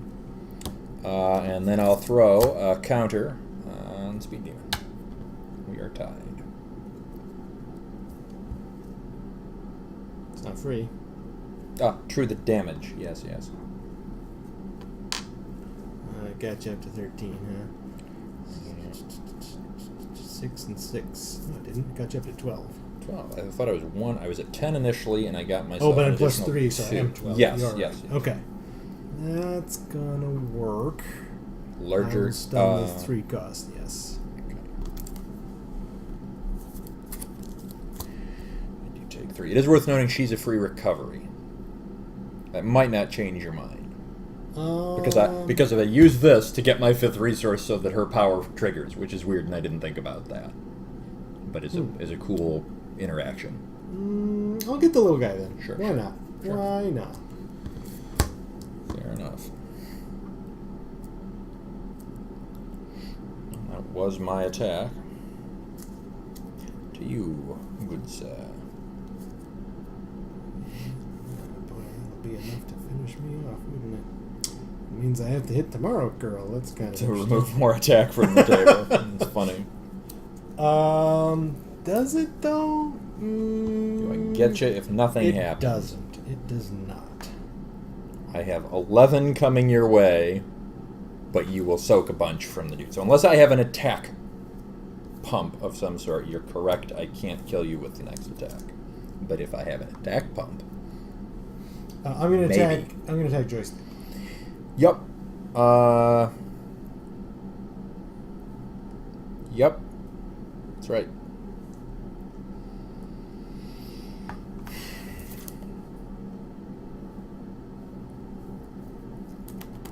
It's probably not useful.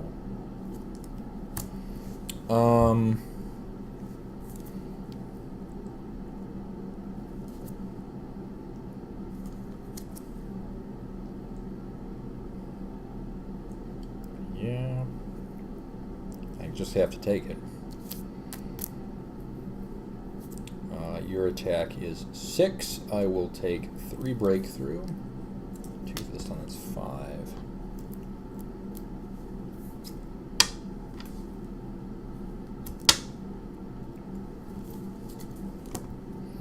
How much damage do I have on the board?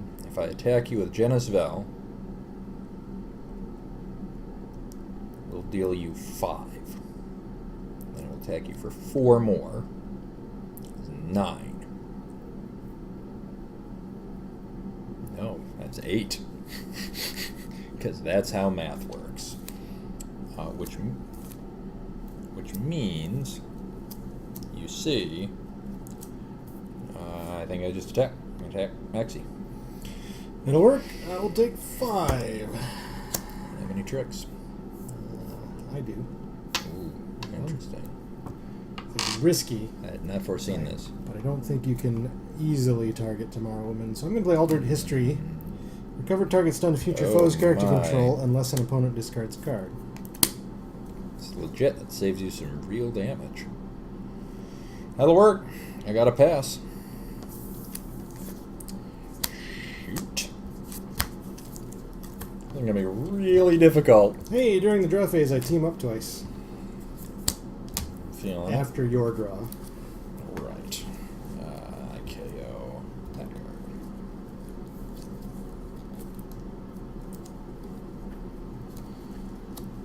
card. Sorry, this is the team up that makes you discard. Oh, the team up makes me Choose discard. 2 team affiliation from the characters you control. If you chose Arkham Inmates and another affiliation, each of your opponents discards a card. ongoing, cross them over. And you're doing that twice. Yes. You can do that when I draw. I do it after you draw, yes. Jeez. That was your suggestion, sir. So horrible. So horrible. I've got Mordru. Yep. Mordru has a cosmic power. Pay X endurance, look at target player's hand, and choose a card with cost less than or equal to X. That player discards that card. Uses power only once a turn and only during the combat phase. Yep. Yep.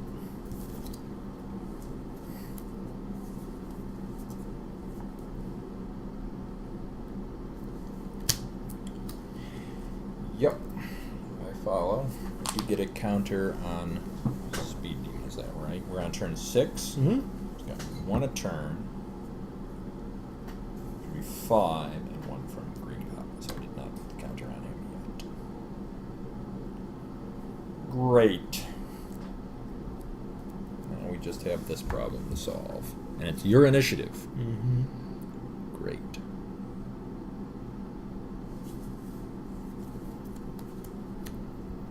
While an opponent has fewer cards in hand than I do, defenders he controls get -1 defense, and future foes' characters I control have flight.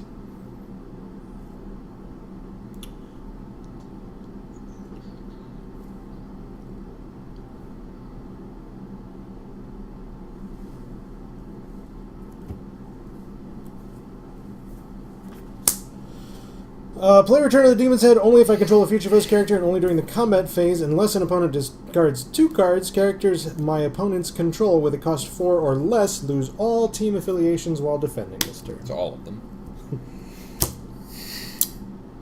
And I think the right thing to do is then to attack This is going to be a hard roll of a game, I think. Genisville with Computo. If only you'd stunned Carla Sofin. Genisville with Computo. What have I got here? It's gonna work. Can't do anything. I am -1 defense. Correct. That means 10. Soak 2. I take 8. 31.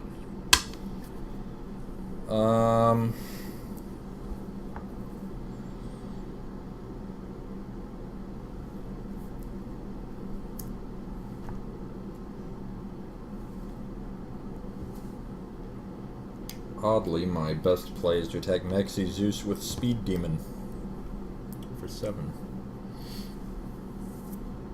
Am I -1 defense at all times? I think just while defending. Might be all. Just defending. Yeah, while defending. So I have That is my correct play. 5 from that. Yeah. Oh, wait a minute. Card on the bottom of mine. That actually might affect things. I have to do that immediately. As a part of that attack, I give myself attack stuff. Attack stuff. I can give myself 3 attack. Okay. I'm dead.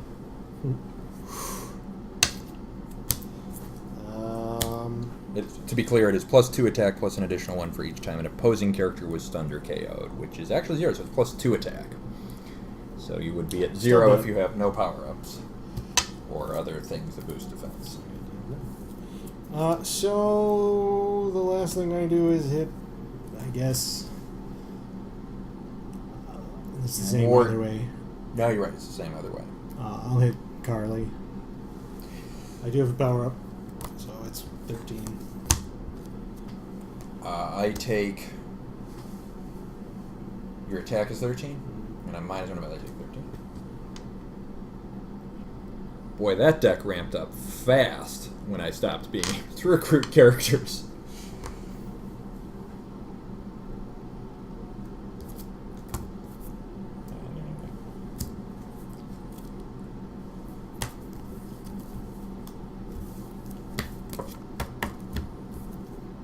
I kind of jumped in with the, oh yes, I need to do this. So your charity is noted. You had that game if I didn't do that exact play and lucked out and had there be an attack pump on top. I'm not even, like, well, next turn would have been very similar. I can't stop you from could having... you have stripped my reinforcement again? No. So then it's close. Because I can team attack with pretty much everyone and get you dead. And then you pummel the holy bejesus out of me with a 4-drop, 5-drop, and probably 6-drop. With speed demon and reinforcement, so that's cool. I wouldn't have got you either way, I don't think. This is a weird card. It's It is. deck, It's it's a deck really good cycle card. with your resource row. You up for another? Yeah, we can go one more. We ain't hit 10:30. Excellent. You might. Well, it's weird. I'm torn. Like, you might be right. We bumped this up to S. I don't remember, honestly. I feel like we were at least trying it there. You might be right, but I was so used to so many years we played it not S, so that might not have been a fair match. Having said that, I think you were very, very close, and the only reason that I got away with it is you whiffed some early stuff. Well, importantly, like, the downside of Tomorrow Girl, whom I love, is she hits really hard. It adds up. And I'm not trying to defend against her. So I'm giving Right. you that extra Right. damage early, and because I missed one, and I got my underdrop on 3, Right. which did soak a little damage, but still, like, what's his name? Riddler's such Riddler. a useless character. Yeah, he's And what I'm so- going to do is, it's really funny. Yeah. What I'm going to do is, I'm going to replace him with, what's the professor's name? X? No. The heck is his name? I'm going to forget it. That's Sure. embarrassing.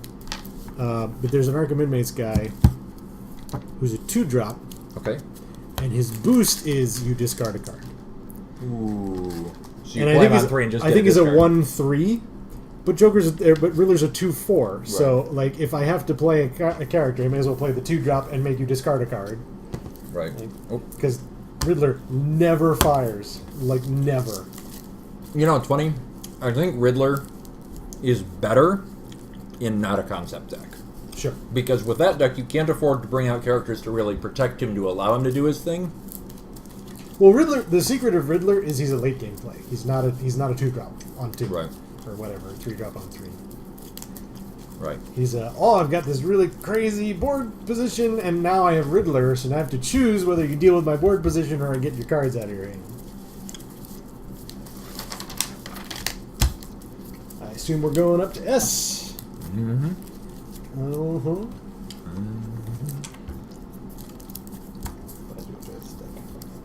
That deck is horrifying. Because, like, I was feeling pretty good.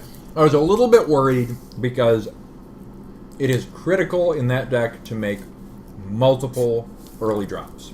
And I made one and missed the other. And that was scary because I knew you were going to burn through my hand. I thought I was going to see 5. I was assuming I wasn't going to see past 5, but I thought I was going to see 5. And I sure did not. That's the wrong one. Is it the wrong one?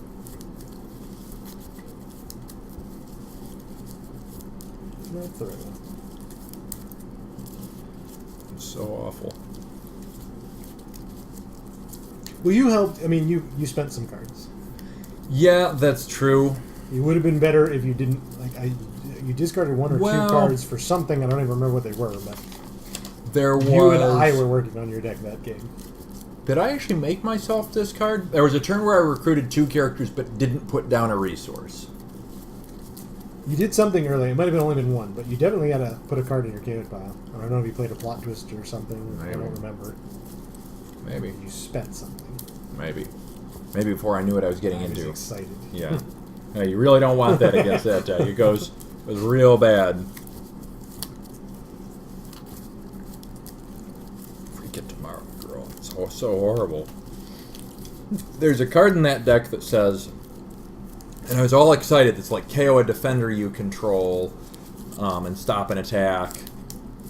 But it's team stamped, and I didn't realize it, and I was getting ready for you to go after Tomorrow Girl. That's what I love about Tomorrow Girl. But I can't target her. You can't. You can a little bit, but It's tough. It's rare. yeah.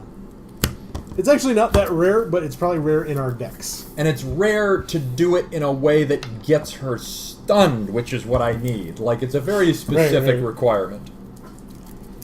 Alright, well, Outer Die's been going wonders here. Now it's closer. One again. I did get it. I don't know about that. I might toss it. I'm gonna go odds. Oh, Yes, no. right decision. By a lot. Sure think I have to discard this hand. You're gonna be grumpy. It's alright. It's alright. I have to ditch it, and it was the right choice. It's gonna be something.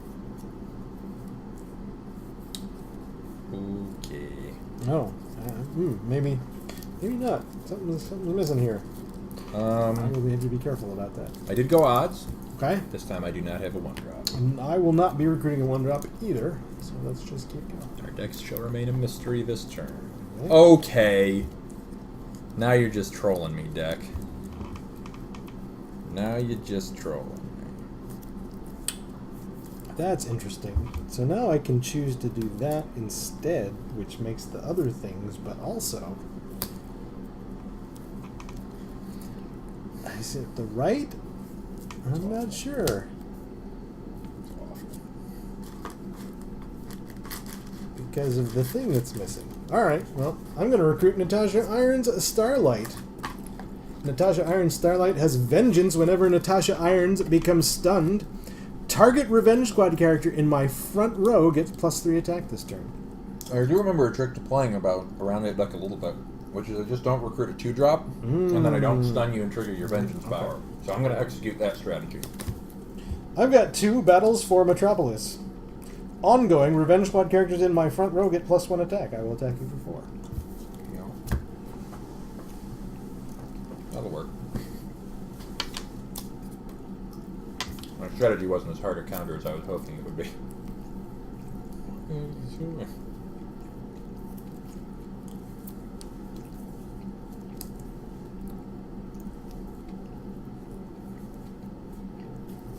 So let's ask this question. How do negative stats work? So let's say, for example, I give you -8 to something. You have effectively 0. If you give a positive, how does that stack with the factor in the negative? You get all this up, so it doesn't treat my stats as 0 plus. So if you give me -8 and I give me +3, it starts from my existing stats and then adds -8 and +3, and if it's still below 0, it's 0. I see. So it's sort of like, if you're less than 0, you are treated as having 0, but the negative is remembered. Yes. That might matter. Hypothetically. I'm going to put down a resource. I do have a 3-drop. My 3-drop is Siren. 3-drop. A 3-drop is Siren. Siren 3-drop. Whenever Siren attacks a defender, exhaust target character adjacent to that defender.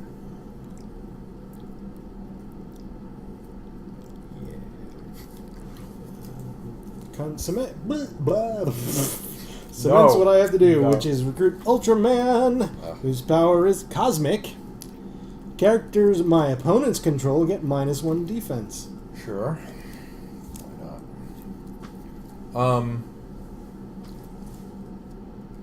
Are those were +1 attack all the time, or when attacking?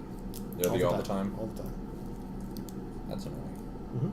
Revenge Squad characters in your front row? Even Ultraman? Yep. Who is a Revenge Squad character in my front row. Just making sure.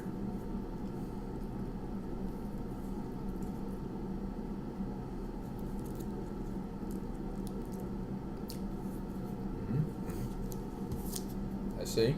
It's clever. And if I stun her, if she is stunned, something happens. Yes. A Revenge Squad character in my front row gets +3 attack this turn. It's really annoying.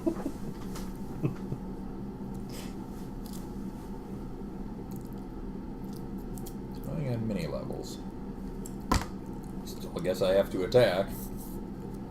I think we're stunned. Yeah. I'll take 2 breakthrough. I'll take 4, but Ultraman gets +2 attack this turn. +3 attack? +3 attack this turn. I'll take 3. Taking the beads to my face. Attack for 10. Ultraman will attack you for 10. Yes. It's a big 3-drop. Briefly. Now he's just still A pretty big 3-drop. Gosh, what's going on here? That card's really interesting.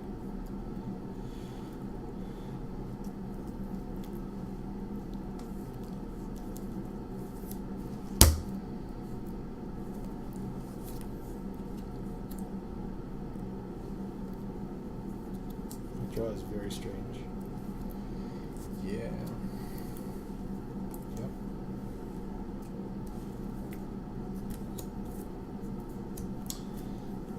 My initiative? It is. I'm going to recruit Livewire. Livewire says, a Livewire gets +2 attack while all characters I control, all I of them, All I. are in my front row. I assume she's not adjacent. That is correct. Siren's not going to be useful in this game. Nope. This is a not adjacent deck. It is not an adjacent deck. Okay. I have a choice now about that one, in which case you do that.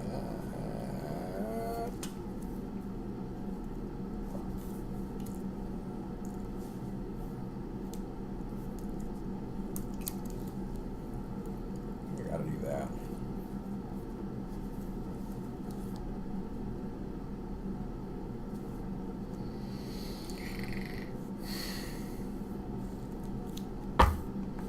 I've got Anarchist.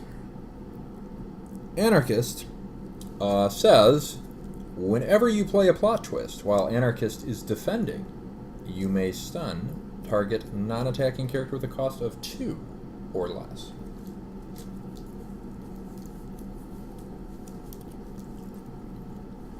He's -1 all the time, yeah. Everything's all the time. Except for the bad spot. I think I go for Siren. Thought you might.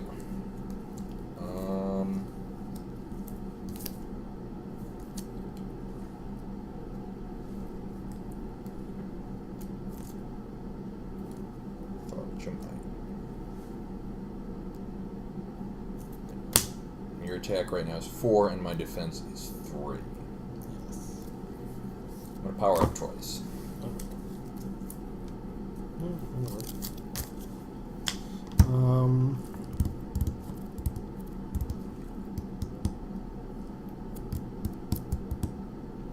Maybe give +3 attack to Ultraman again.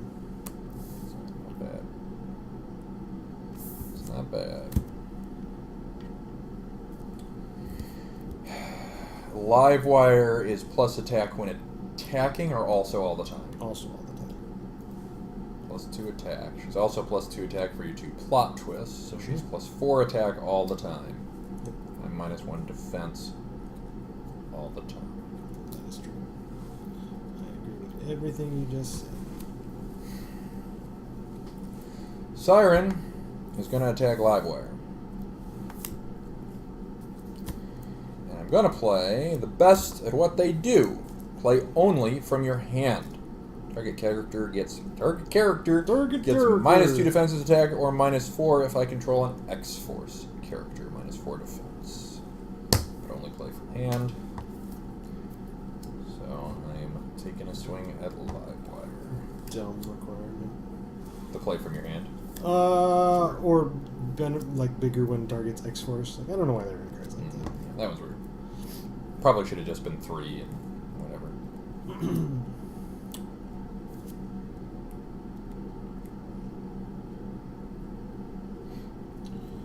Alright, well that's gonna work. And then I have to really strongly consider how much I don't want to take at least 8 additional damage. So I'm -4, my defense is only 3. You'll actually do 2 points of breakthrough. True. You take 3. I'm also stunned.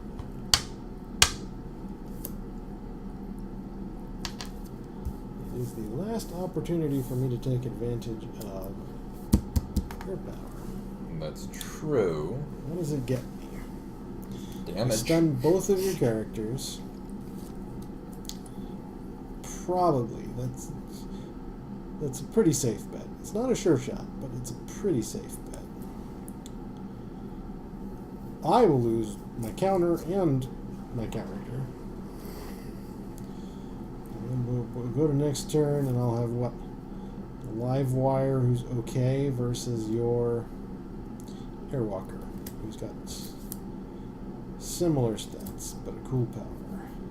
My stats are slightly bigger. Admittedly, Anarchist power is much less useful if you choose to lose your 2-drop. That's true.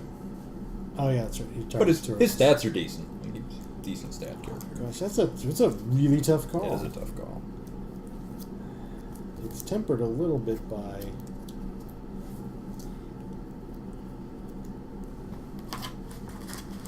some stuff that's going on in the hand. Stuff in the hand. But if I do nothing, you have both your characters, and I take at least 8 more damage, evening up the life. And the board state is comparable. It's a tough call, Kyle. You're in an interesting position. Ultraman's like, it's tough because it's Ultraman. Yeah. Ultraman is useful, but you know, it's a tough position.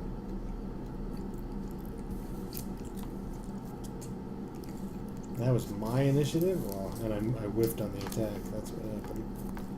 That is true. I deliberately played Anarchist to try and force the attack with your 2-drop against her because I was sitting on those 2 power ups. Yeah. Well, I would have made the attack anyway. Like, Sure. There's almost nothing you would do To get short you of not like hiding her sure. or removing from the board. That's That true would because you not know be my initial you attack. know Anarchist is getting stunned when he attacks. That's a fair point. God, I think I'm going to take the damage. I pass. I don't have any extra damage. Swing for 8. It's solid enough. Woof. I do have, I'm going to play one thing, which is X-Men don't kill. The next time target character would ready this turn. Instead, it remains exhausted. I must select Live Wire. I hate it when you do that. Exhaust is rough. As a fighter against Kinetics deck, I empathize. Oh, shit, that thing happened. I'm afraid of that outcome. Boy, I wish I had initiative. I guess you get to see what I do first. I have a 1-drop and another 4-drop, but I do not have a 5-drop. It's a pretty good situation. My 1-drop is Pete Wisdom. I can activate him to give a target character -3 defense attack, but I can only use it if I've played a plot twist this attack. Cable has, whenever Cable enters combat, target character has invulnerability this turn. It's kind of a weird power, but it's cool. He's Cable. Josh Brolin.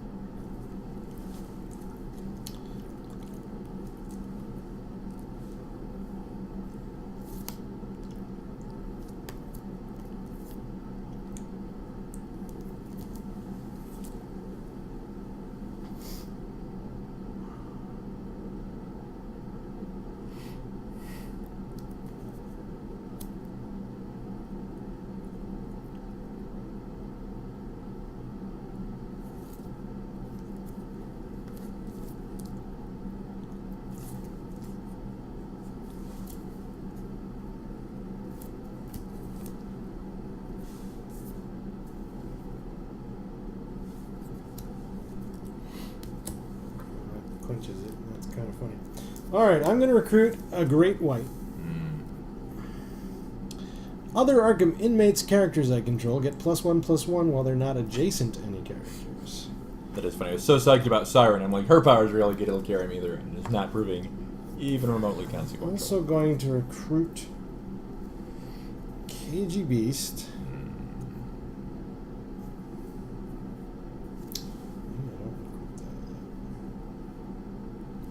Beast is awful. I'm definitely recruiting KG Beast. Sure. I was thinking about doing a thing. What are your stats over there? They're very low on defense. 7, 6, 8, 7, 5, 4, 1-1. 1, 7, 6, 8, 7. I have stupid. I have to put a power armor on KGB. Whoa. Which is +2 attack at all times and can attack +2 as low attack at flight. all times, and yeah, that stuff. That's the stuff. I'm very glad you don't have initiative. That would go very poorly for me. This ain't gonna go great. Are you formed? Yep. It's a goddamn mess. To remind, I'm sorry, I didn't read Yeah, KG yeah. Beast. Yeah, I didn't read anything. Yeah, read some stuff. I think I read Great White. I do think you read Great White. KG Beast's power is at the start of my attack step, target player exhausts a ready character he controls. I suspect that's not going to happen. Seems not super likely. The correct opening play is to attack Cage Beast with Siren. I think we're stunned. Yep. Take some breakthrough. That breakthrough Attack is 5. is 3. I take 3.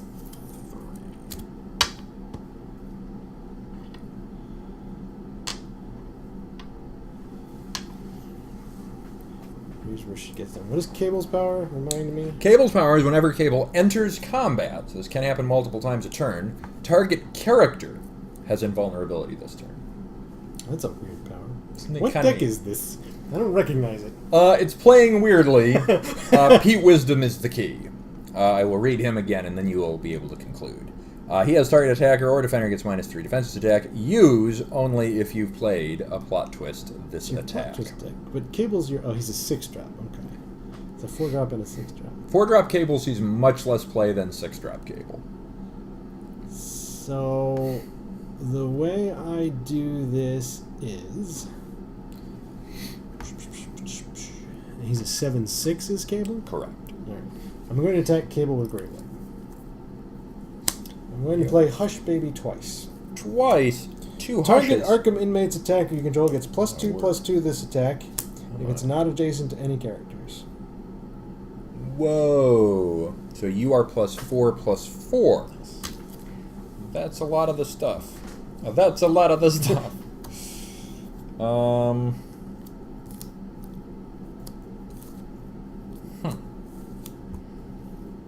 Don't see 4/4 coming. I read Hush Baby wrong. I always get +2 attack. I get +2 defense if I'm not adjacent to anybody. Nice.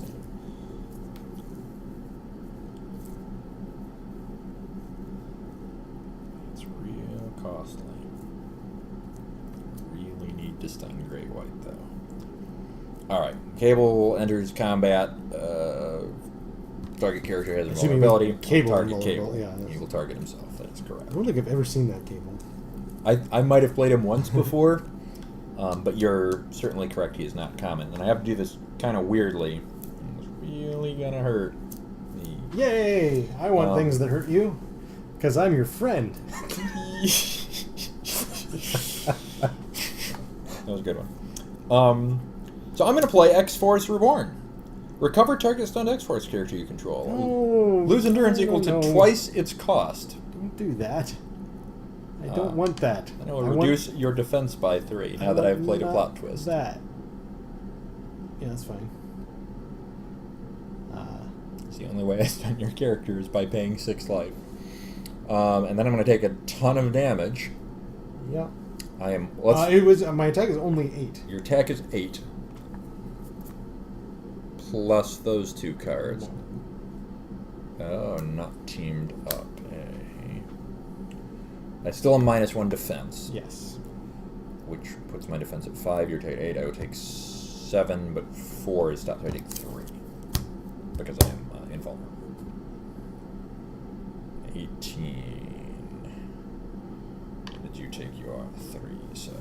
Probably not.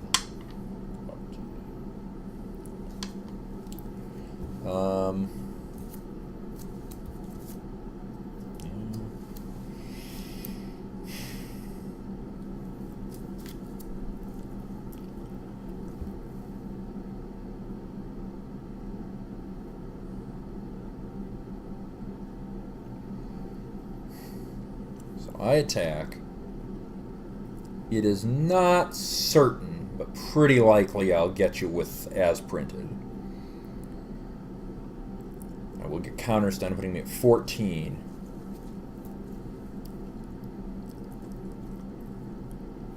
Unless you've got some real shenanigans, Ultraman won't be able to kill me, and if you attack with him, you would be stunned back, unless, again, you have shenanigans. So I think it is the right play. We weren't supposed to recover. I was supposed to get to swing through with him. That was the point. I see. That would have been a lot of damage, yeah. I'm glad I recovered then. I mean, to be fair, it cost me 6 life to recover. But I am going to attack. I'm going to attack Livewire. Great. Make it a bloodbath. Yeah, it'll work. I will take 5. I take 4.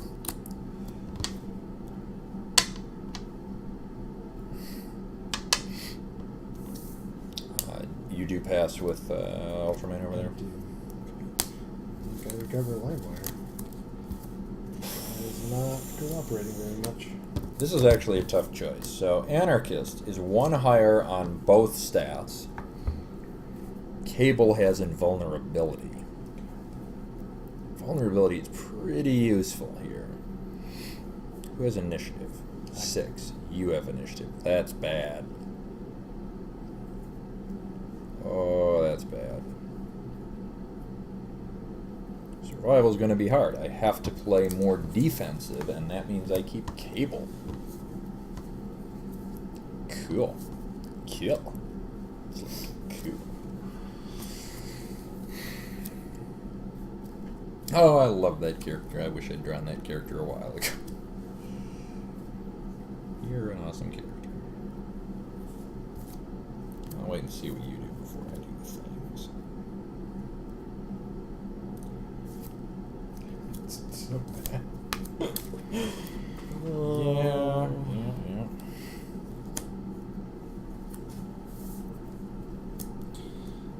I'm going to recruit Cage Beast, Great White, What? Anarchy. What is happening? No adjacencies. Oh my word. I'm losing is what's happening. I had not foreseen an army of Weenie characters. I'm going to have to exhaust someone, however. From Cage Beast. Cage Beast.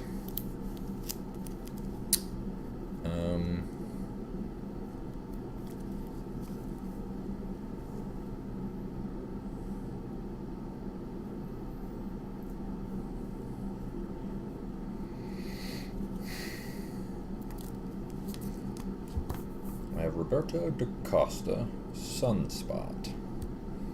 His power is whenever he defends, the attacker loses endurance equal to the combined cost of all attackers. Oh, Jesus. That's a terrible situation right now. Yeah, I wish your characters didn't all have massive attack, because you can do it more efficiently than mini decks would be able to do it. So I should read Anarchy. Yeah, you should. And I'm gonna think for a second. Sorry, you can read him, and then I'm contemplating. Whenever Anarchy attacks an exhausted character, that character can't ready this turn. Right. Also, I'm going to have to exhaust some. Think about that carefully. So my goal has to be not perishing, which is going to be a challenge. How do I not perish? How do I form so that I do not perish? I'm going to review my button twists. I'm going to also put down a resource because I should have done that. And it's going to be... It's actually an interesting choice. It's got to be that.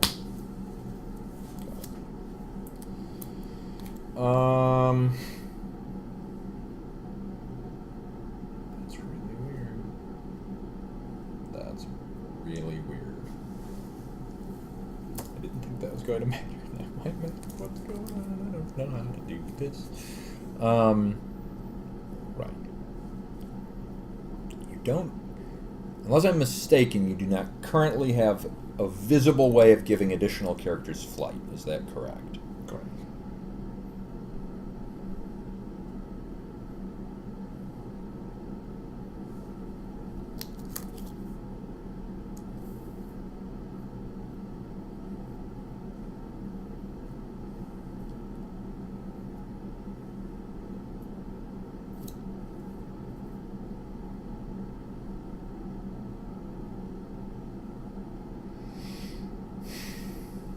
Think about this for a moment. My formation is really going to matter, which is weird. Am I gonna exhaust Pete Wisdom or one of these other dudes?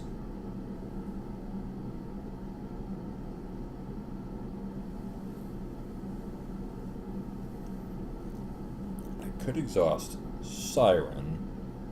You could attack Cable for a lot if I exhaust Siren and probably deal some damage. But when you attack Cable, he gets invulnerability. And you might not have enough to deal enough damage and get Roberto. You have so much damage, though. Great White. Oh, God. Great White Anarchy. Alright, let me just look at these characters for a second. So, they're all +3 attack. No. Alright, those are +3. He's +2. He doesn't benefit from himself. Where are you getting the +3 from? 1 from him. I'm assuming no one's adjacent. Okay. And 2 from those. Great White gives +1/+1 to these two characters. Oh, you still aren't teamed up. That makes this math much harder. Okay, so Great White only boosts them currently. And then these characters get +2 attack. Correct. But if you've got that team up, I'm in a world of hurt.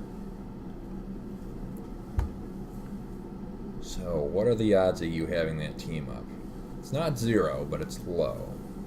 But not 0. Is there anything I can do if you do have it? Do have it, you'll use your weenies to attack Roberto, probably. I don't know, this is confusing.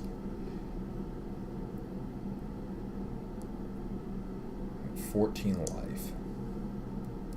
You probably don't team attack Roberto. Your goal has to be to deal as much breakthrough as possible, because if you open attacking Roberto, even if you get him, which you wouldn't attack if you wouldn't, it won't kill me, I'll get an attack, and I'll have enough life to survive the turn, which is the thing you want to avoid.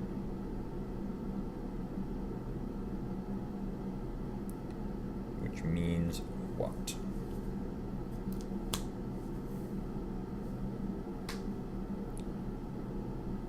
I'll do that. It'll have to be that, and then you'll do that. I don't know if I'm making it through the turn. I'm going to exhaust Pete Wisdom. This will be my formation. Okay. I don't know if there's a play guide. It depends. A lot depends on whether or not you've got that team up. A team attack Roberto likes it. Okay. Ultraman and Livewire. Right.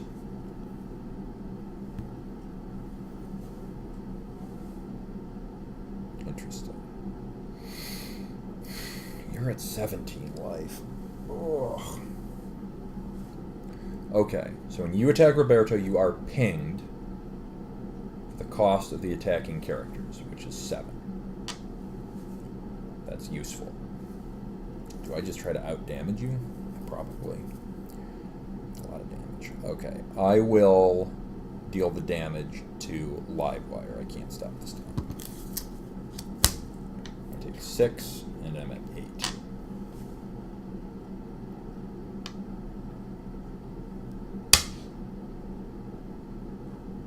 Then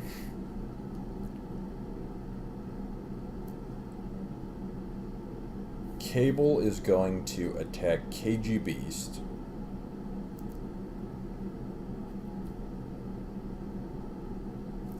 And I am going to play Rapid Strike.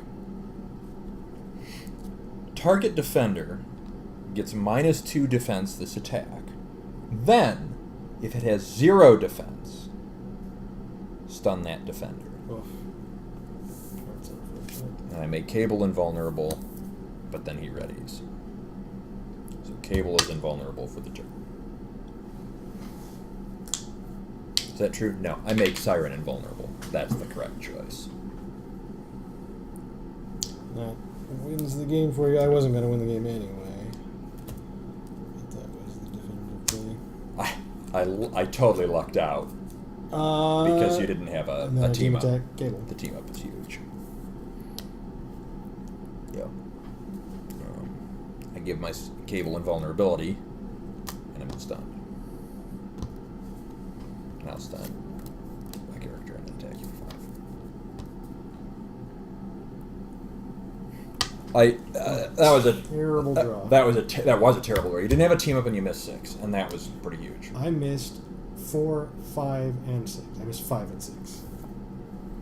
You know, I'll tell you what. For what it's worth, the demonstration of how terrifying that deck And I is. had no I played the 2 Hush Babies, and I had no other plays. I had no cards to play. And that is a terrible It was a very draw. uninteresting game because I was literally. You just couldn't do anything. Yeah. I respect that frustration. I'm sure that was a miserable experience for you, but I'll say this. That deck is utterly terrifying to the extent I only noticed you missed 6. I didn't realize you missed anything else. And I wouldn't have been able to do this thing, which was a critical play to getting his power to fire twice, if you weren't forced to underdrop. Pete Wisdom saved your ass. That would have been my game if you didn't have a 1-drop to exhaust. Yep. Yeah, that's really random. That's pretty random.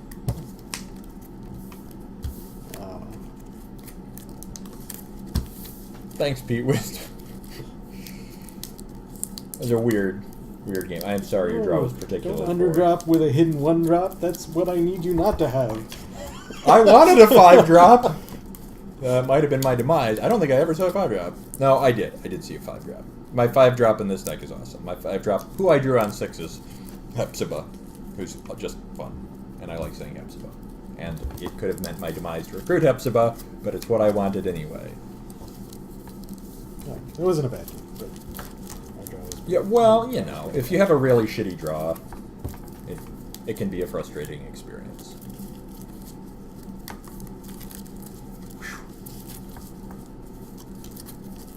That whole time, I'm like... It's one of those where you get, like, grumpy that it's kind of close. Yeah. Because it's like, just a little something. Stop, Give me something. Stop losing so much life, Kyle. Just wipe the table with me and get it over with. Right. But the fact that it ended up close, it's a funny point because there's 2 types of feeling behind in a match. There's that feeling behind where you're like, I'm just barely behind, but if I make a really brilliant play and you feel like you have the board state, you can swing it. But then there's the kind where you're 1 step more behind than that, but not out of it. And that's that gray zone of, I want this to end somehow. Yeah. And it's not. And I was always a good 2 cards draw away from being in it. Yeah, like the you team were. up would have put me in it, as you observed. Oh my god. A 6-drop would have put me in it. But I didn't have those. You had to point out to me multiple times that you didn't have that team up, and I'm like, you got all this? And you're like, no, I don't. Wish I did. It would have been nice. It certainly would have changed I'm ready. the outcome. If I can get that team up, it's going to be there, but it's not. My draw was decent. And decent is enough when your draw is bad. Where that deck is horrifying. Good lord. Thank you. That's what I set out for it to be. All right, well, let us say goodnight to our viewer. Good night, viewer. And we'll be back in 2 weeks. Again, Yeah. alternating weeks because I'm playing Dungeons and Dragons every other Friday. But every other week streaming. First system with Kyle. Good night, everybody. Good night, everyone. Thanks for playing. And watching. They play along.